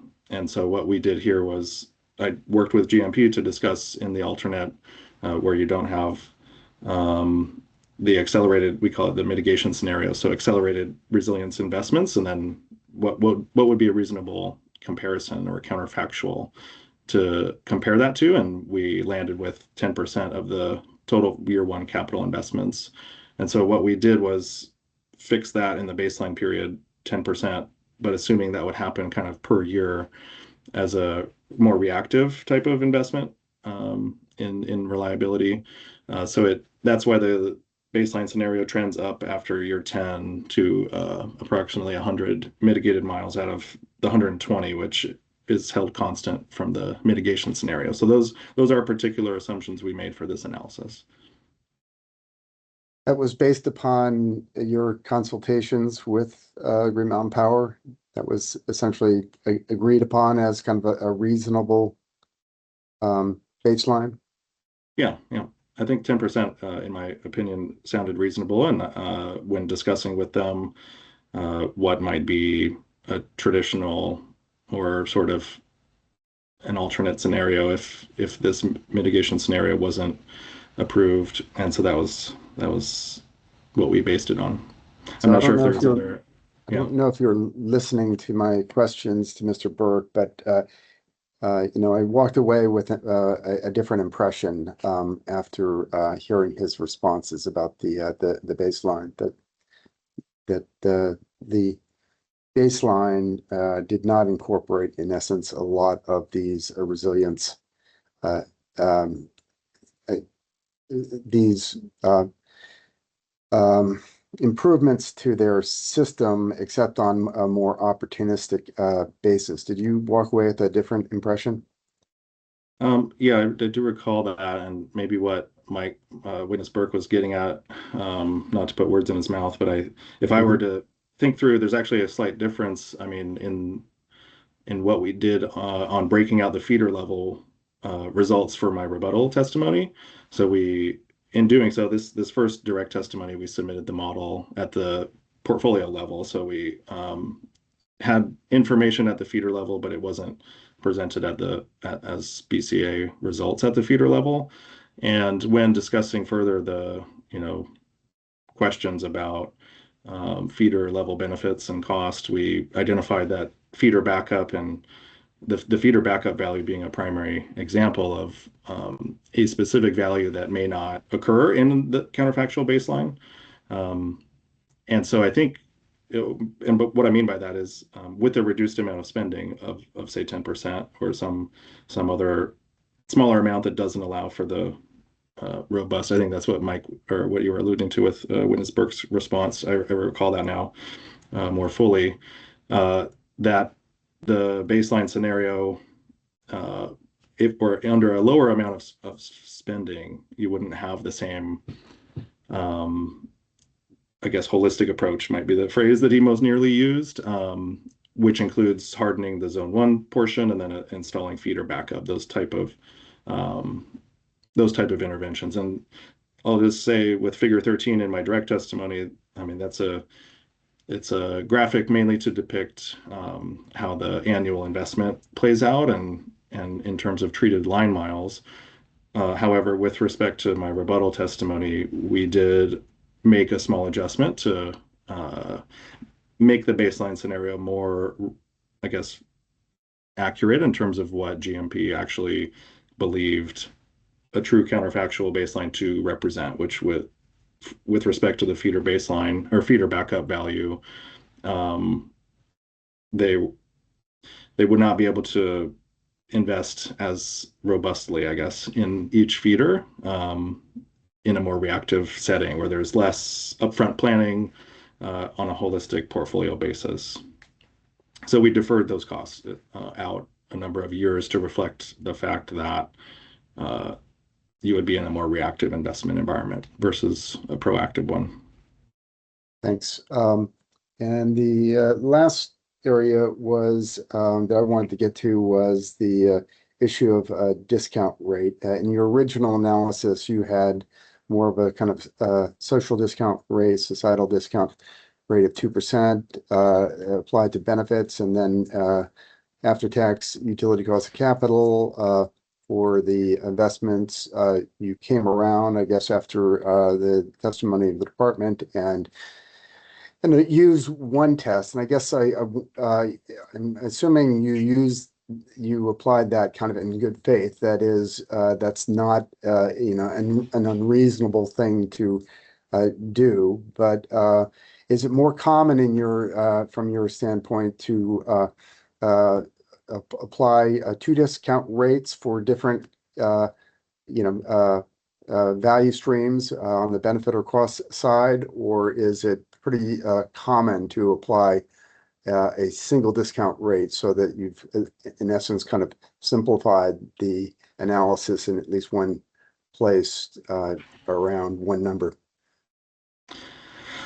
Yeah, I think it's relatively common to use a single discount rate. I have seen instances when different discount rates have been used, especially for societal values. But as you indicated in the final rebuttal model, we just decided for simplicity and to be more conservative to apply the weighted average cost of capital across all benefits and costs. And because in the initial model, the resilience benefits reflected by the ICE calculator were using a societal discount rate. So we actually increased that in the final model results quite substantially. So that acts as a pretty conservative assumption built into our kind of base case results there, or preferred result. Good, thank you. That's all I have.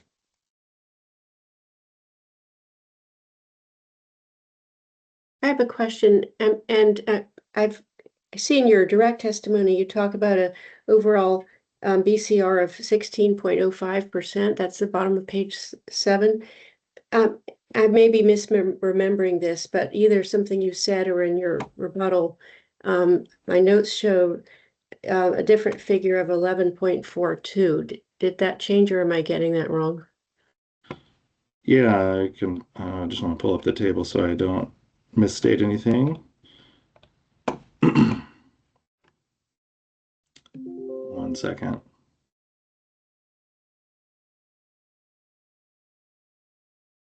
Yes, so you're correct. In the initial testimony, it was 16 as a weighted average across all of the 3 project types, so overhead, spacer, and underground. As I described in the rebuttal testimony, we not only made a few methodology changes, such as the discount rate that I just described, to increase that, so that has some impact on reducing the total resource cost score. We also identified it in response to, or during discovery, I think it was 2 errors. I think one of them only impacted the battery storage. So the one that impacted the resilience projects was one of the ICE values was applied differently by accident to the baseline and the mitigation scenario in the model. And so once we corrected that, that reduced the value a little bit as well. So we described those changes in rebuttal testimony. So the final updated BCR score for the portfolio on the total resource cost basis is the 11.42. And what kind of value does that represent? I mean, is that high, low, in the grand scheme of things?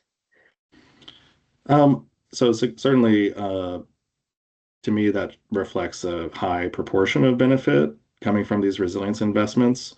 I'd say other jurisdictions like in California that are looking at grid hardening for wildfire prevention and things like that include maybe more societal values, like true societal values of loss of life for public benefits or large wildfire, reducing the large wildfire incidences, which, as I said earlier, can be a large value that we did not include. And those results come in roughly on the order of magnitude of 15 to 30 on a BCR. So it just highlights again that there's pretty large benefits from doing these type of grid hardening and proactive resilience investments. And I think because of the factors I described in my both direct and rebuttal testimony, there's reason to think, or there's good reason that we were conservative with a number of the inputs that we did select and how we treated the overall picture here. So, we mentioned the RIM test, for example, the rate impact measure. I think it was in the department's rebuttal testimony, but there was a reference to the energy efficiency side, which there's a societal cost of carbon in the societal test. And so those factors we did not include. So we kept it at the resilience benefit of impacted customers, which I think was about 20% of GMP's customers. So a sizable percentage are receiving this benefit. So it's broad scale and cuts across all customer classes. But for example, we included property tax associated with the accelerated.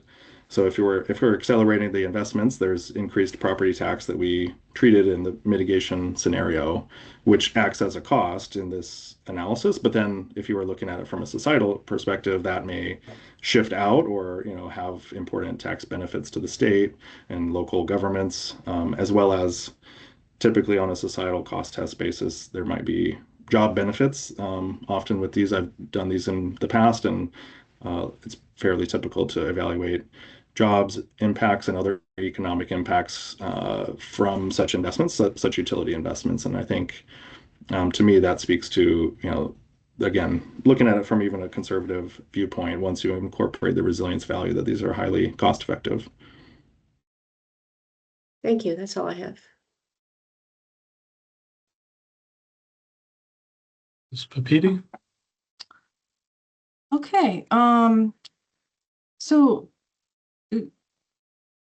you presented information by technology and then also by circuit. And so when we're considering that, I mean, how should we be looking at that, the way that that's presented and the results? Yeah, I think multiple technology types, overhead, spacer, and undergrounding can occur on a specific circuit. So I think looking at what we did was, try to provide the information at the level that's the department was asking for, to be responsive to that request about feeder specific results. And we're trying to show both, so a feeder specific and then at the technology level. There is information in the model. We didn't highlight this in the rebuttal testimony, but you could conduct a V.S.A at the project specific, like project line level, which could be done. Yeah. No, that's helpful.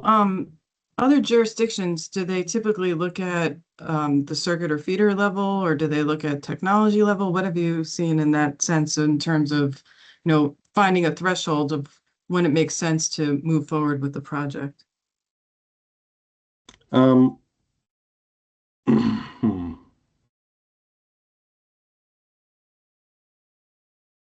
I'm not thinking, I can't recall any specific details about how the specific decision mechanisms are done in other jurisdictions. I do know that in the California example, They use a system-wide ICE input, so they use the ICE calculator and don't calculate specific ICE values for individual feeders.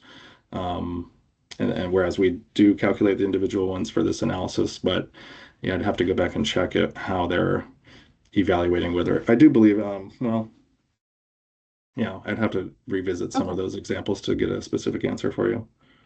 And I mean, is there a threshold that you would recommend in looking at in terms of when to move forward with the project? Well, I think when looking at the total resource cost test.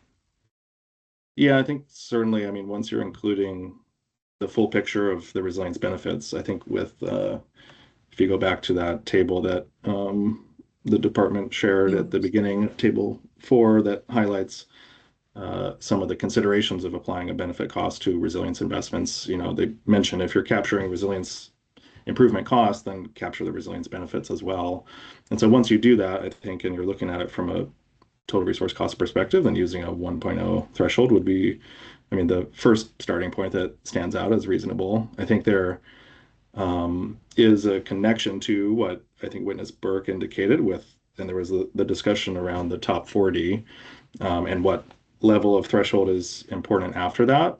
So I can't probably get to that since my analysis focused on the year 1 fiscal year 27 project lists. So I think for those, being in the top 10 is certainly more reasonable. And I think given that all of these pass, I think the lowest is a 2.0 on the TRC for this. And that's without feeder backup value included, since we didn't include it when we broke out by feeders, we only included that at the portfolio roll-up level. So I think for that, I would look at a 1.0 on the TRC as a starting point. And then as there's more experience about how these projects are performing and the various performance metrics, those conversations as they continue, that may be something to continue refining, I think. And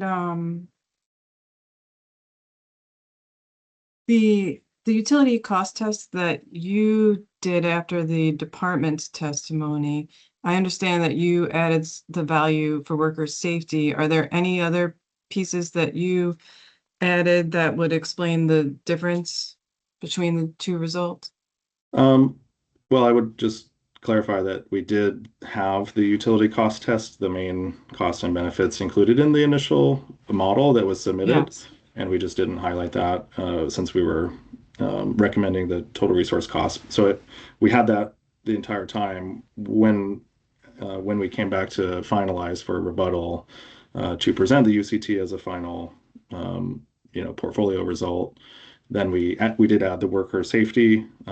We left out the public safety benefit of undergrounding and things like that. We did indicate it in my testimony, but we included only the numeric score or the quantitative score for the utility worker safety in the UCT. Other than that, the changes I described in rebuttal, and as I described to Commissioner Cheney about some of the error fixes and the discount rate changes, those explain the difference. As well as I mentioned, the feeder backup value. We sort of, moving to the feeder level project results, we made a slight adjustment there to under the baseline scenario when those values would appear. And when you did the technology results, did that include all 40 circuits or just the 10 circuits?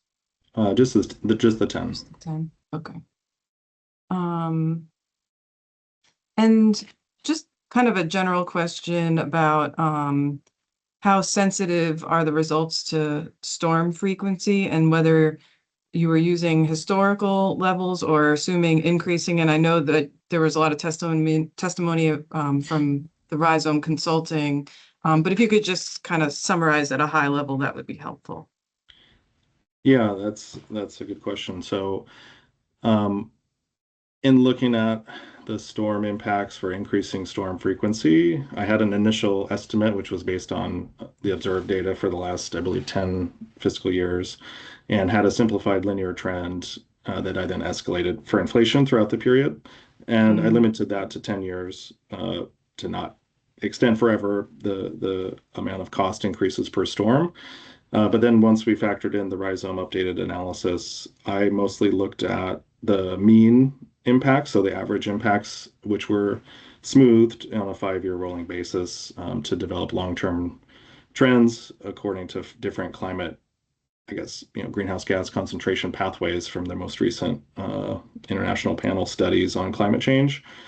And so there was 4, I believe, concentration pathways, and there's a figure in my testimony that shows that on a total system cost basis, how much those vary. And what we saw was, some slight differences in the near term, where the rhizome model was increasing the number of storms expected according compared to my method, and then in the long run, I think was evened out. So it was not a significant change, I would say, because mostly I focused on the mean values, but there was also sensitivities within that, which I did incorporate in it. It is available in the model, but I didn't fully include that because we're seeing pretty good results looking at the total resource cost.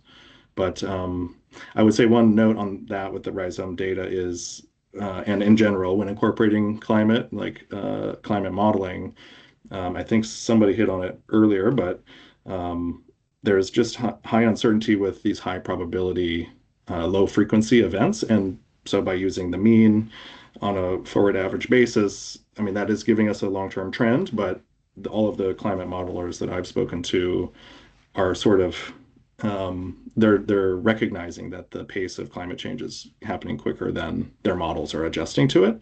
So what to me that means for application of those results is it might be conservative if it, for example, misses a spike in near-term severe weather because it's only using the mean trend. Thanks, that's helpful. And then just going back to the utility cost test,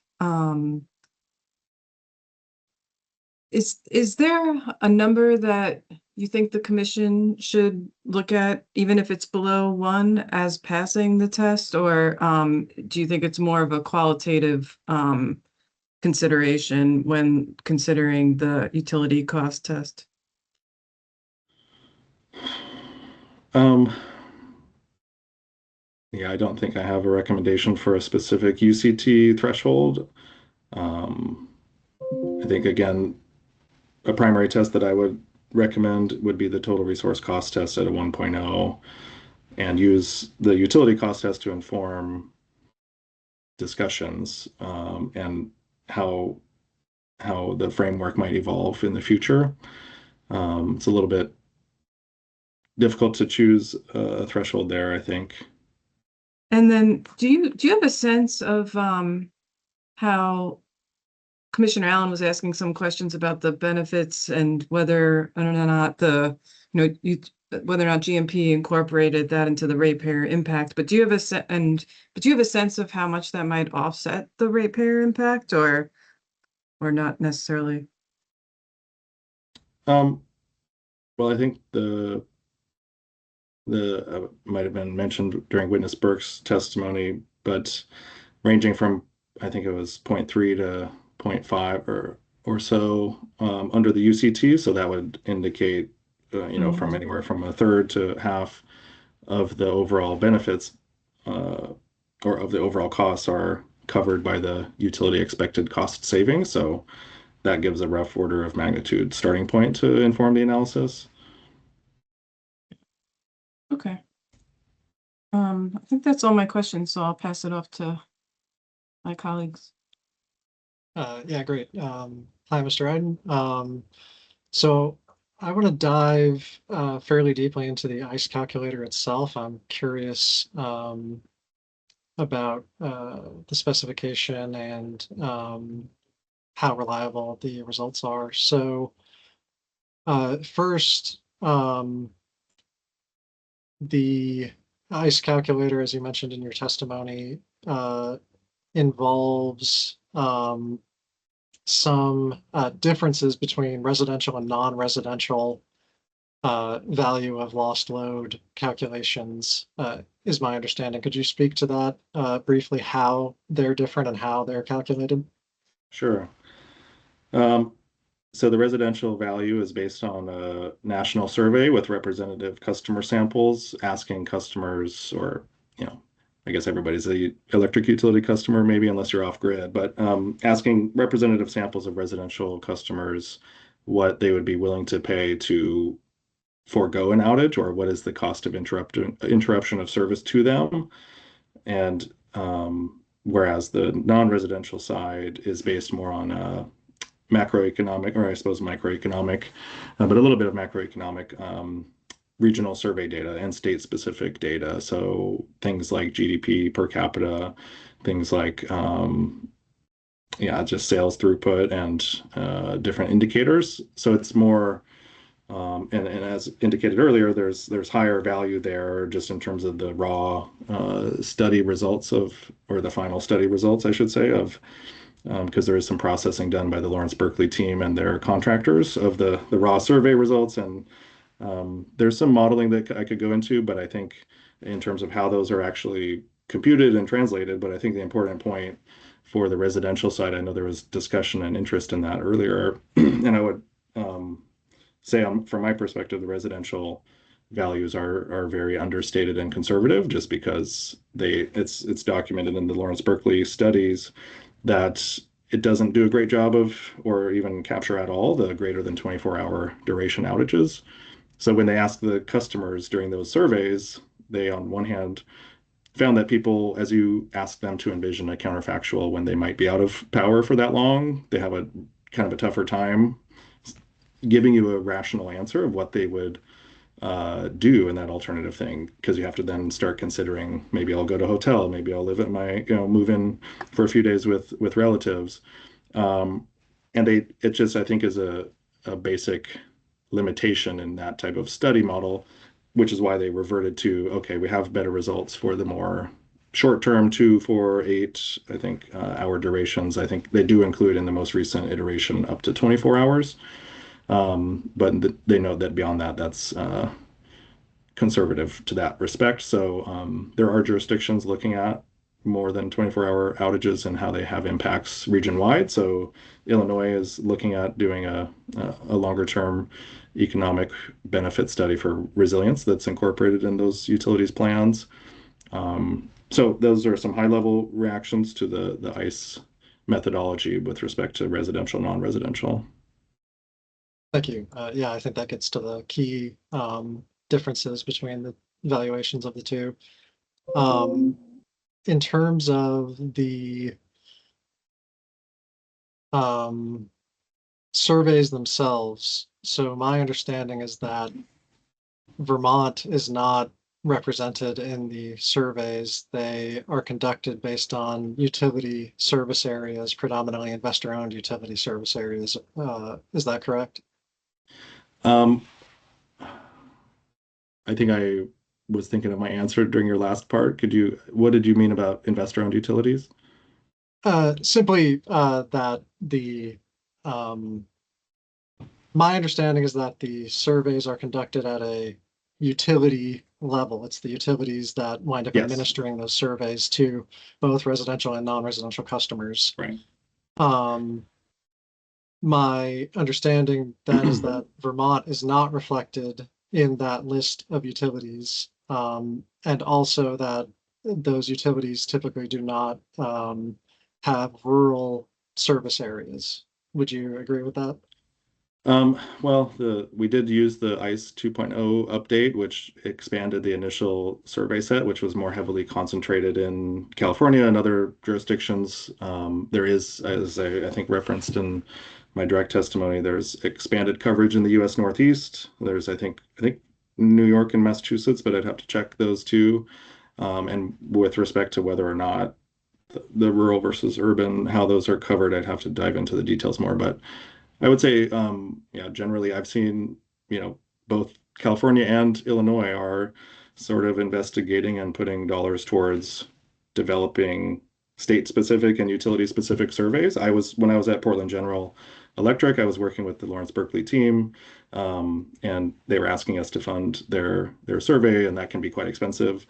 And I think, when I look at from now my perspective, consulting for clients around the country, Just to state that I think the sensitivity, I heard a lot of discussion about, sensitivity and where are we likely to see the needle move here. In my opinion, I think those representative, like residential customer responses are, and non-residential, I think to that extent, are not likely to diverge as much as it's worth for sort of investing in a state level more refined. I know it feels good and people do that. So, but just my feeling is there's better use of those dollars, and that actually through their survey methodology, they have overcome a lot of the shortcomings from their initial version 1 study methodology that makes the results more translatable. And with non-residential in particular, even though they're not surveying customers, they are using state level economic data and possibly, I think, even county level economic data. Okay, so in terms of that economic data, my understanding of looking at the publicly available icecalculator.org or .com tool is that economic data is at the state level. Are you aware of some difference? No, I believe there might be certain inputs that are at the county level, but probably aggregated to the state level. So I might have been splitting hairs there. I think it's safe to say state level is, you certainly select your state. So that's all I did was select Vermont. I didn't go in for each county. What I did was reflect the different number of customers on each feeder according to their residential and non-residential classification. So I believe when I dove into this, quite deeply to some of their study methodology, I don't recall offhand where I saw some of those more local inputs, but so I think they're likely as a data, just because the data collection of the state agencies comes from the county level. I think that's where it comes from, and why I think it's reflective. But you're right that I think the overall outputs do stay consistent across the state application.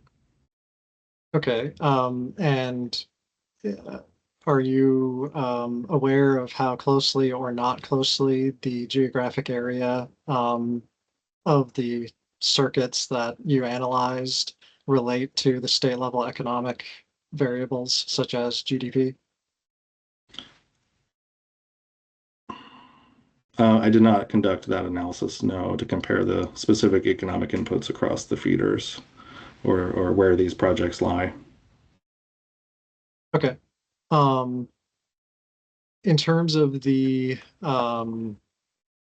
model parameters that the tool allows you to set, there are a few that I noticed that I'm curious if you changed from the defaults that are available. So, for instance, residential usage annually is an input, a potential input. Residential customers working from home is an input. Non-residential usage on an annual basis is an input, as well as non-residential cost per kilowatt hour. Did you use specific inputs for any of those model parameters? We started in with the default and carried that through. And at a certain point, I did go back and test different inputs for the, I believe, kilowatt hour assumptions, and then essentially did not find significant benefit from honing those in and updating the model with those. So we left out any updates that would reflect the more granular kilowatt hour inputs for specific feeders. I believe this is correct, but GMP would have knowledge of the non-residential customers on these circuits and their annual usage, correct? Yes, that's correct. Okay, and then in terms of the a particular thing I am concerned with applying the ICE calculator to a place like Vermont, and this is more or less true everywhere. I acknowledge that, surveys and things of that nature are useful and have their place. But in particular, I'm concerned about the seasonality that exists in Vermont, both in terms of economic activity in terms of people either being in the state or not in the state, and people's expectations for, say, a particular business being open in different seasons. Is that something that the ICE calculator is able to incorporate?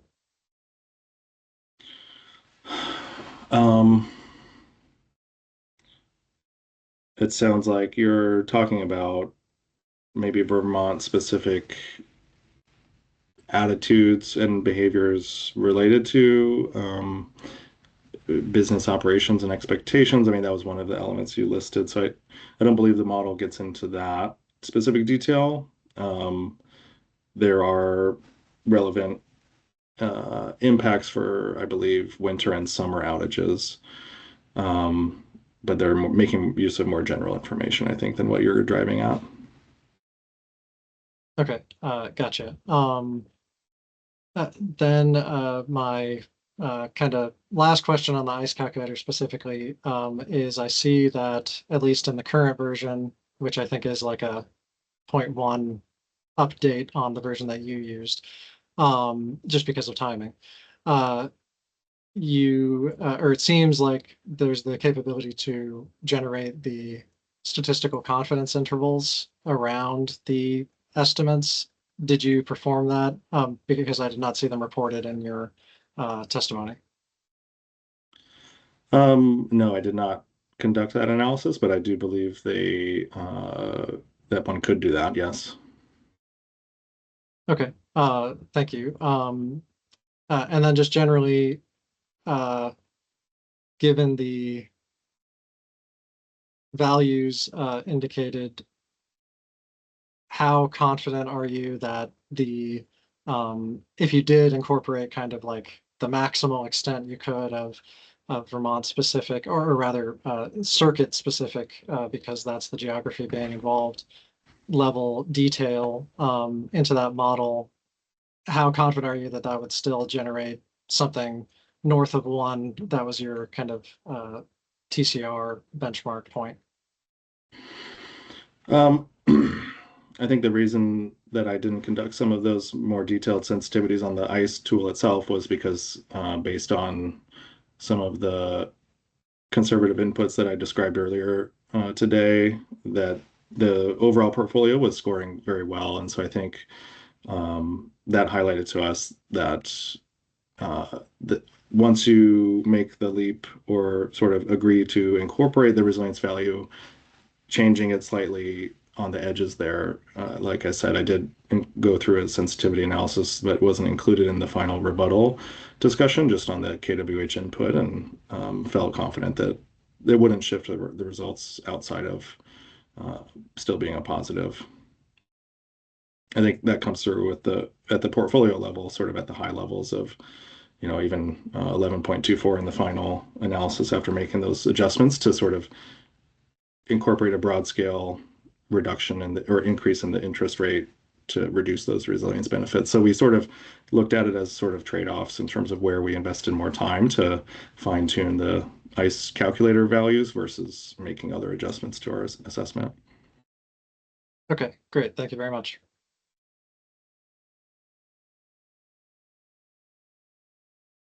All right. Any other questions from commission folks?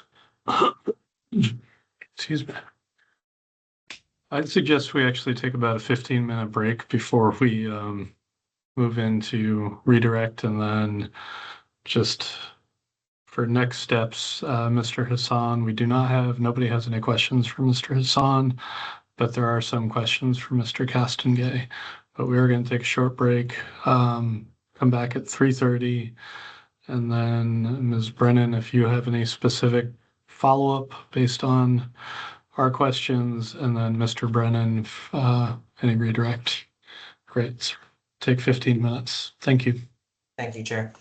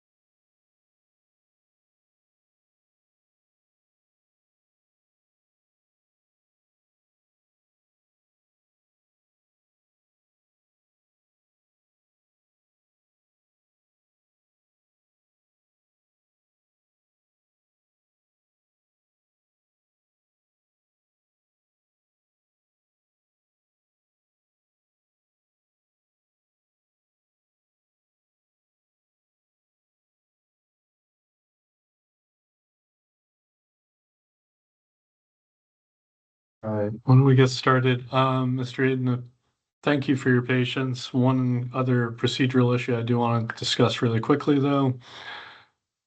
Looking at the time, and apparently some people have lives outside of PUC proceedings, which I don't quite understand, but don't want to stay here until 9 o'clock at night. So I'm curious as to schedule for the rest of the day. One suggestion would be to end with Mr. Castengay and then just have all the department witnesses tomorrow. Any concerns, thoughts on that? We do not have any concerns with that approach, no. And that works for the department. Thank you. Okay. So I would propose that we take that approach today then. Why don't we finish up with Mr. Aiden? Thank you for your patience. Ms. Brennan, did you have any follow-up questions based on commission questions? I do not. Thank you. Great, thank you. Mr. Brennan, any redirect? I believe I just have one redirect question, Mr. Chairman. Mr. Iden, you had a conversation just before the break with Mr. Davis on the commission staff about the ICE tool. Do you remember that? Yes, I do. Just wanted to follow up on that and ask whether you considered any recommendations from state or other national entities in selecting to use the ICE tool here. Yeah, my decision to recommend using the ICE tool was based on reading of past recommendations from the DPS in Vermont, indicating that quantifying resilience value with the ICE tool would be a positive step forward, as well as some work that LBNL, the National Lab, had done to support the state of Vermont. So I reviewed those materials, and that informed my decision of which methodology and tool to use. I also would note, as I indicated, California being one of the leading states dealing with risks and benefits for undergrounding due to more wildfire in their case, but still a pertinent example. They also incorporate the ICE tool, as well as Illinois that I gave that example. There are others that informed my decision, but those are the primary ones. Thank you. No further questions, Mr. Chairman.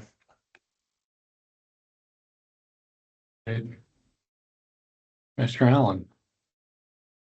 Sorry, I just wanted to follow up on that question. Are there other kind of credible tools analogous to the ICE tool that are out there for valuing resilience, to your knowledge? I would say, yeah, there are other methodologies for sure, some of which are more in the academic literature at this stage and maybe being deployed on a pilot basis within states, such as I mentioned the long duration outage tool that's also developed at Lawrence Berkeley Lab called the POET, or I forget the acronym name on that one, but it's long duration outages. They're aiming to capture the greater than 24-hour outages.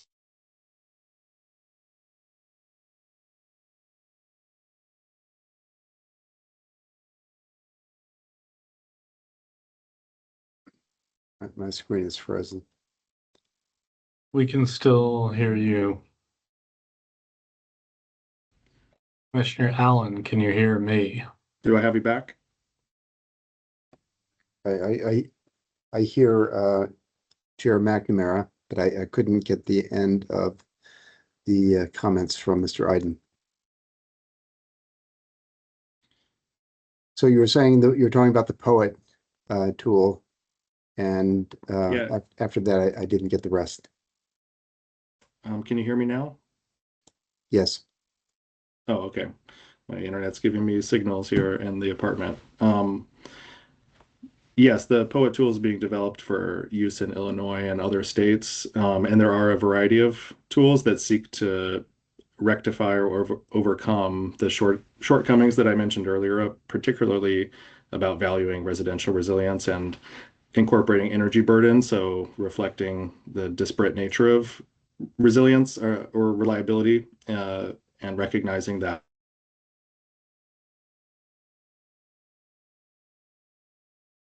Okay, I've gotten enough of what I was asking for. Hello, sorry if you heard my frustration with my internet. No, I Are think you we're all hearing me set now? on the question unless Okay. Commissioner Allen has further questions. Yeah, but I would just say the Lawrence Berkeley tool is well respected and has the most credibility across the industry because they put a lot of work into it. And I think the amount of utilities that have now signed up for the round 2 to strengthen and bolster that is really credence to that. Thank you. All right. I'm assuming, Mr. Brennan, you do not need additional redirect at that point. At this point. I do not. Let's not push his internet connection. Thank you, Chair. Great. Thank you, Mr. Iden. Appreciate your testifying today, and your internet worked great for 90% of it, 95%. So I got it right to the end, and then it just had to do what I was hoping it wouldn't. But on that note, it is almost 9 o'clock where I'm at. I'm in Scotland right now, and although the big game with Brazil tomorrow is tomorrow morning, so there'll be, although most of the fans are now flooding Boston, so less crowded over here, but I'm sure it'll be pretty raucous. But I appreciate everybody's questions today, and thank you. Great. Thank you. Enjoy. All right.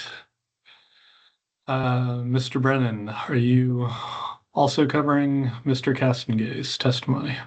I am, Chairman. Thank you. GMP calls Josh Castengay to the stand. Hello, Mr. Castengay. I'll swear you in. Do you swear or affirm under penalty of perjury that the testimony you're about to give will be the truth, the whole truth, and nothing but the truth? I do, yes. Thank you. Thank you, Commissioner. Good afternoon, Mr. Castengay. I see you submitted direct and rebuttal testimony in both dockets in this case. Do you have any corrections for your testimony this afternoon? I do not. Thank you. The witness is available for questions. I'll just note, I think staff is aware of this, but he's available to respond to questions 1, 2, and 5 from the staff's memo. Thank you. Ms. Popiti, would you like to start? Yes. Okay, we'll start with the questions that Mr. Brennan just referenced, and I'll read number 1. It says, as specified in section VI-.A.3 of the proposed MYRP, the return collection of the retail revenue adjuster and power supply adjuster is shown on customer bills as a separate line item titled current energy/major storm adjuster. Under the current MYRP, GMP implemented collections of its earnings sharing adjuster mechanism, ESAM, collection amount within the current energy/major storm adjuster. The Commission is concerned about potential customer confusion with this line item. Please be prepared to discuss whether GMP has considered renaming this separate line item so that it would reflect all relevant adjusters, including the ESAM, such as, for example, rate plan and storm adjustments. If GMP does not agree with this approach, please be prepared to discuss whether there are any alternative options to address this line item adjustment. Mr. Castengay? Yeah, I think simple answer is we would agree with a change in your naming rate plan and storm adjustments would work fine. Okay. Let's see. The second question is, GMP's current residential customer bill format does not include a percentage amount associated with the current energy major storm adjuster, which may result in customer confusion as to how these amounts are calculated. Please be prepared to discuss whether the fill format can be modified to better demonstrate to customers how these amounts are calculated. Please also anticipate that the Commission may request that GMP produced a mocked up or redlined version of bills that shows the percentage calculation used to determine the current energy major storm adjuster charges on residential customer bills. Yeah, so we looked through that and agreed some kind of update makes sense. Our approach there would be to do it with our markup or our mocked bill that we provide on the website, along with additional language that actually would change whenever that percentage is updated in the description. And I believe I'll refer to Mr. Brennan, because we have put together an example of what that could look like, both of the bill and of the additional language that we would look to include in hopes that that would achieve what you're looking for there. Great. Thank you, Josh. So, Mr. Chairman, I could share what I've labeled as GMP redirect 2. We just prepared a mock-up of what that would look like. I think this is a very visual exhibit, so I think it'd be helpful for the commission to see it. Ms. Brennan? We won't object to this. Thank you. Thank you. Mr. Brennan, if you could share that. Thank you.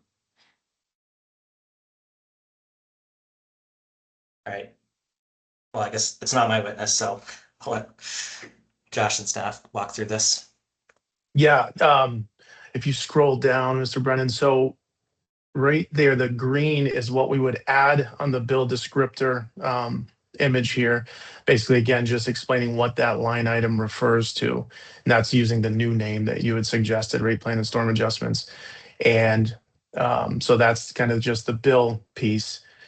And then if you go down further, Mr. Brennan, to the descriptor. So in addition would be this language, which explains what that line is. And then the second paragraph will have the actual percentages. So whatever the date it was applicable and the percentages and the components of the percentage is what we would propose to show there.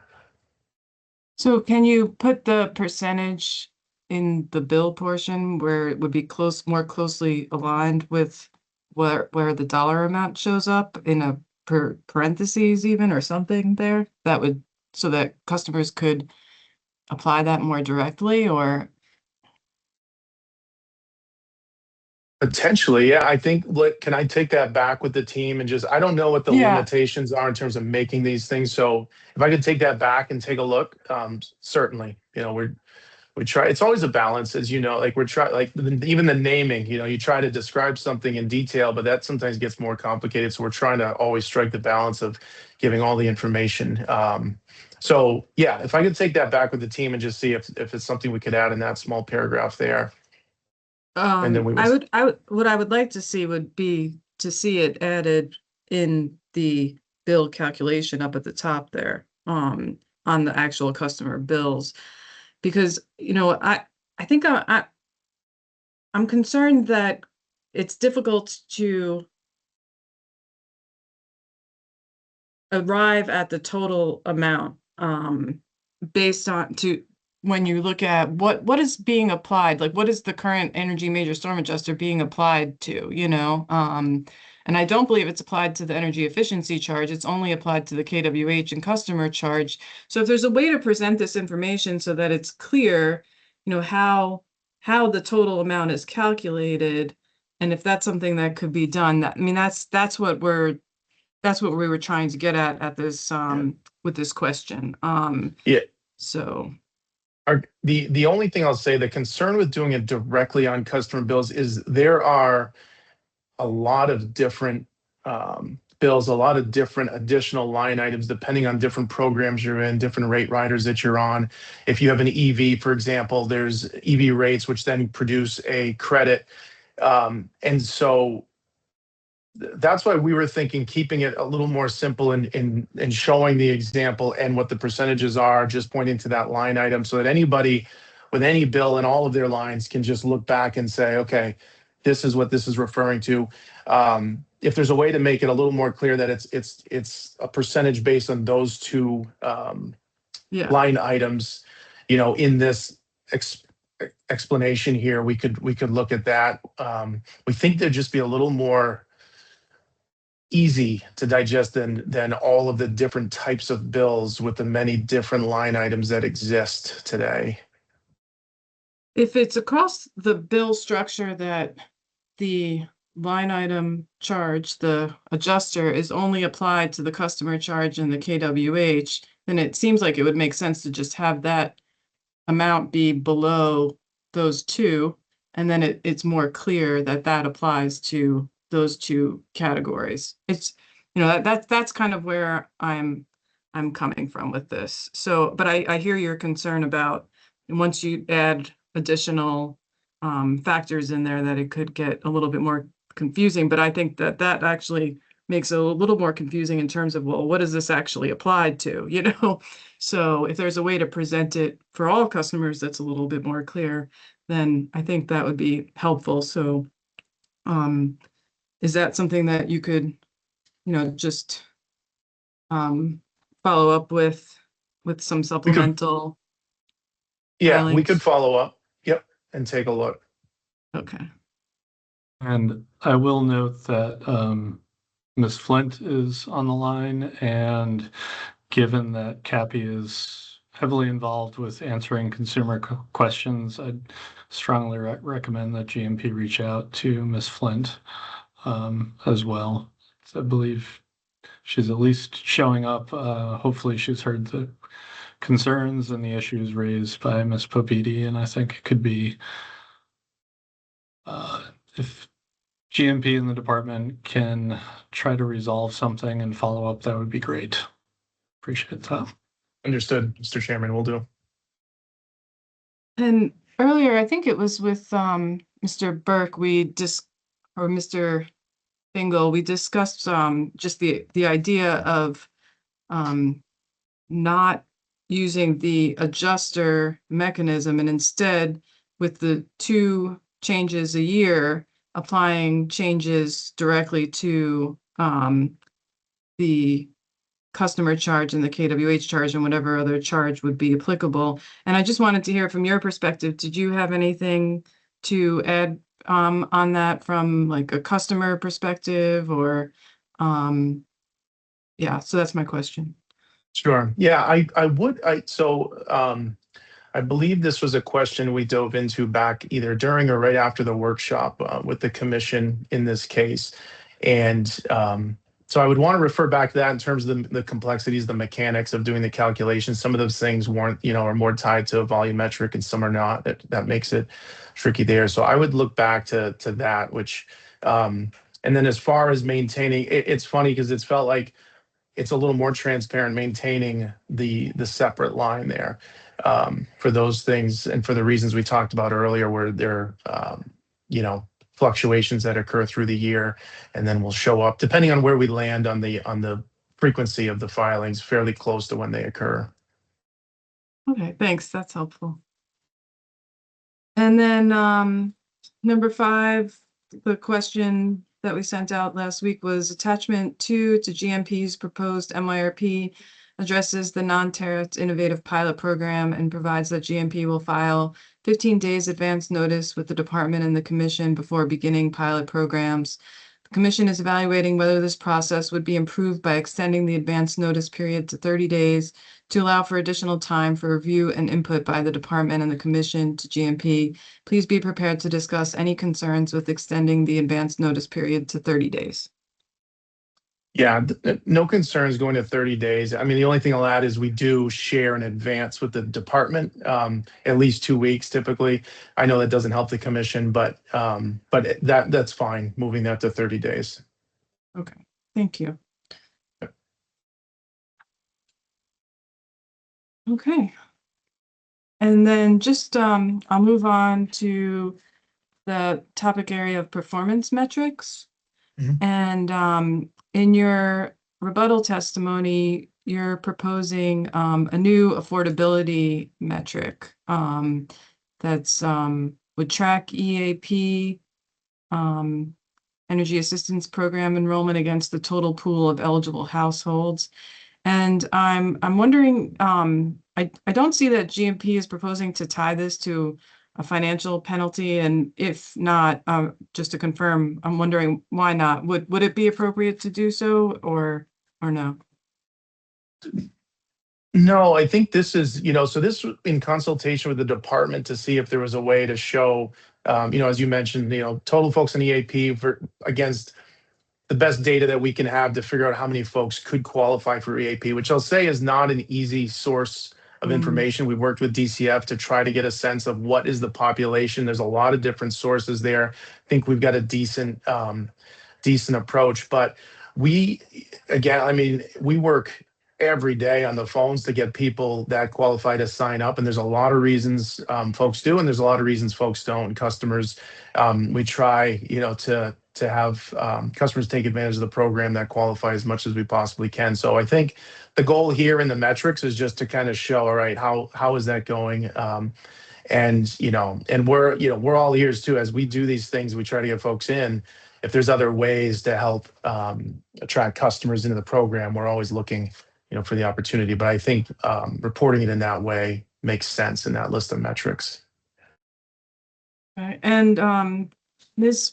Flint proposed working with GMP, the department working with GMP, or GMP working with the department to develop a second affordability metric in the testimony that was submitted on Friday. Do you have a response to that? I recall something to the effect of sitting down again within 90 days and talking about that. We have a lot of thoughts there, but the short story is we're happy to sit down with the department and go through that. And would we expect to, would you expect to present a second affordability metric as part of that? Or is that something that you would envision at this time when you're thinking about that? Right at this moment, I wouldn't. The original proposal was tied to specific to electric, and from our point of view, trying to carve out just one source of energy in the bigger picture is really challenging because it could adversely impact a customer, for example, that is electrifying, getting off of fossil fuel and lowering their energy burden overall, which comes with increasing electric consumption. So we're not quite there yet in terms of if something makes sense. That being said, we're happy to sit down and continue to have that dialogue with the department. Yeah, and I think it would be helpful if the result is not a second affordability metric, why, and to have some context there for the commission. Okay. So understood. Okay, and then moving on to the ESS program performance metrics. One of the performance metrics is tied to the forecasted RNS effectiveness, and that there would be financial penalties calculated through the existing SQRP mechanism. Could you walk me through an example of how much GMP would be would see as a penalty if they don't meet the goals? Yeah, so there's, the SCORP has sort of like the SQRP has a tried and true mechanism, I guess is the way I would put it, in terms of how it calculates these service quality compensation points. So in the case of specific to the battery storage peak performance metric, under the way the SCORP is today, the sort of the top end of risk is around $500,000. That's if, in the worst case, if you kind of missed it all. The SCORP itself grows, the penalty cap grows annually as well, I should raise. So that's tied to the gross receipts, the gross revenue of GMP. It's 30 basis points, I think 0.3% of that, and escalates each year. In 2024, the total cap was about 2.2 million. If you reran it for 25, it's going to be higher in 26 and so on. So based on that, the max in a single year, right? So, and this is 1 year, it's about, here it was $475,000 would be the max at risk. But if you escalate that to today, it's probably closer to $500,000, I would say. So the 2.2 million that you just referenced, it's if GMP doesn't meet or the penalties in total cannot exceed that amount, even if the results would call for that. Is that correct? That is my understanding, is that it is a cap on maximum compensation. Okay, so then it's more helpful to look at the performance metric tied to just the RNS or the peak performance metric that you're talking about. I want to think about that. Just so in the worst case scenario, it would be 500,000. And what about under the expected scenario that GMP models as part of the financial analysis? Is it 0? Not sure I follow. So as GMP's financial analysis includes RNS value, right? And so using those numbers, is it fair to say that there would be no penalty, right? Like, so that, like, if GMP achieves that amount, there's no penalty, right? Correct, yes, yeah. Okay. So if we assume we're gonna hit 40%, the peak Yeah. effectiveness is what we call it, and we hit 40 or greater, there's no penalty triggered there. That's Okay. right. And then in terms of what you've seen in actuality based, not what's in those models, where does that lie in reference to that 40%? It's good. We're hitting, so on the current models that we've put in front of the commission for like the ESS tariff, that is where we're at, a little bit better than that. And of course, that's where we project it. Now, the way that it works is each year that percentage kind of ticks Okay. down a little bit in the model, and there's a new attachment to the SQRP that lays out those years. But we're continuing to hit those and plan to continue to do that. And the 500,000, what does that look like? I mean, what is the RNS value associated with that, if there was that very large penalty? Yeah, I mean, I can't say specific to the RNS itself, but I will say that, like, if you take one of our models and assume 700 systems installed, that has a net benefit to customers over the life of the program of $2 to $3 million of net value. This again, in the worst case scenario, that's $500,000 of risk each year if you were to really miss every year. So it could actually exceed the entire value of the program. Again, we have a team that's focused on basically running this platform, running these systems, and maximizing the value for customers. So we intend to continue to hit those values. But it was, in response to putting some risk on the table with respect to performance of these systems. Did you consider? I mean, I know that just moving on, I know that you have another performance metric here presented that's providing backup power during 95% or more of the outages that customers would have otherwise. So that's managing the load of the batteries to ensure that there's availability, right? Is that the way to look at that? More just, so this ties into the more holistic approach of what we're doing with resiliency. So as I think Commissioner Allen had asked earlier, like, hey, if you do zones 1, 2, and 3, will there be some benefit for the customers in zone 4? And the answer is yes. Customers in zone 4 will continue to see their outages from that system, but the duration over time should be less, and we're able to get there and restore or optimize. So what that refers to is just simply the customer has the battery system in their home, it's backing them up for the duration of their outage, or no less than 5% less than that on average. And it's per outage, not hourly basis, is that right? It's total hours. So it is per outage, but it's per, so you just add up all the hours of outage, So again, if there was 10,000 hours of outages to these customers, did the battery back them up for 10,000 hours, or did it come up a little short? So it's tied to the total outage duration for all the customers. And how has GMP been performing with reference to this to date? When we looked at it, we were in like the 90s, 93%, I think was one approach. I haven't rerun it recently. We obviously had a big storm last week with a lot of storage kicking in, but in the mid 90s. And is there a penalty associated with this as well?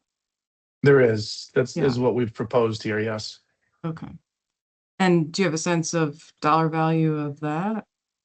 Yeah, so that one falls in. So there's two buckets in the SQRP: reliability penalties and other measures, it's called. This would fall into the reliability penalties. The max for that entire bucket is 900,000. I think the max, entire bucket of the reliability? Yes, stuff? I'm sorry. Okay. Yep. Okay. For anything that's a reliability. And again, this is based on a 2024 calculation with a cap of 2.2. That includes, yeah. That escalates each year based on GMP's kind of gross receipts. And that includes the 1.5 outages on the resiliency projects metric as well that we talked about. That's with correct. Mr. Brook. Okay. That's correct. So that 900,000 is in total and is part of the 2.2 million. Is that? That's correct. Okay. Yep. So I mean, it sounds like GMP is fairly, I think it's fair to say is pretty much meeting these goals almost, or is that correct already? And so is there really an incentive here, or, can you speak to that a little bit? Yeah, I think what I'm hearing from the department and probably through commission questions as well is a need to essentially backstop the model that we've provided. So not so much, our goal and our expectation is we're going to continue to exceed the benefits that we've laid out in the model. But what we've heard is, well, what if you fall short on RNS, when you don't hit the peak? Can you backstop that? That's what we're proposing here. So the short answer is yes, we intend to meet and exceed these through these programs. And then if and when we do, that just means more benefit to customers anyway. So, as we exceed any of this, it's going to produce more value for customers over the period of the life of the program.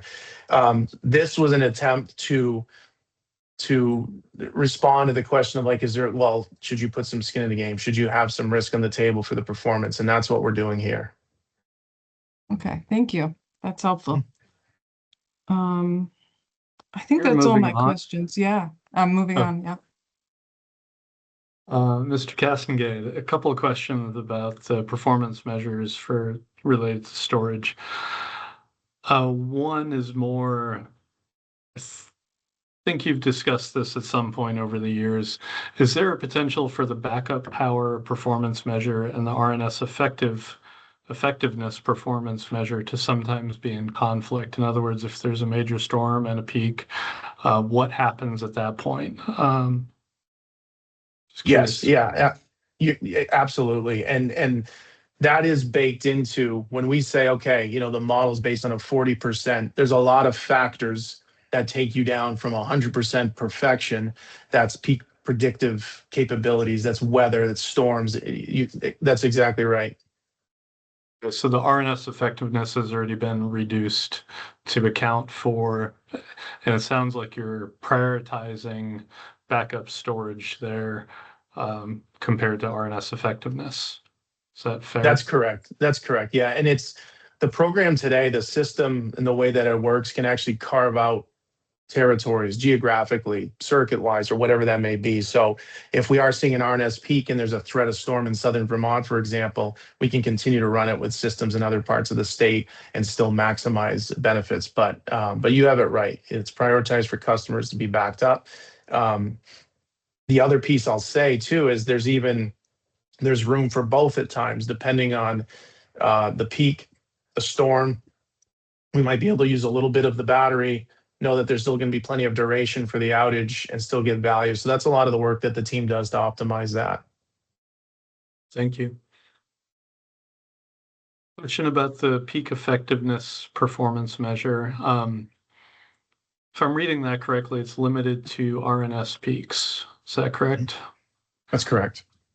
My assumption would be that missing a forward capacity market peak, sort of the currently once a year peak, actually has a potential for more significant financial consequences than missing one RNS peak.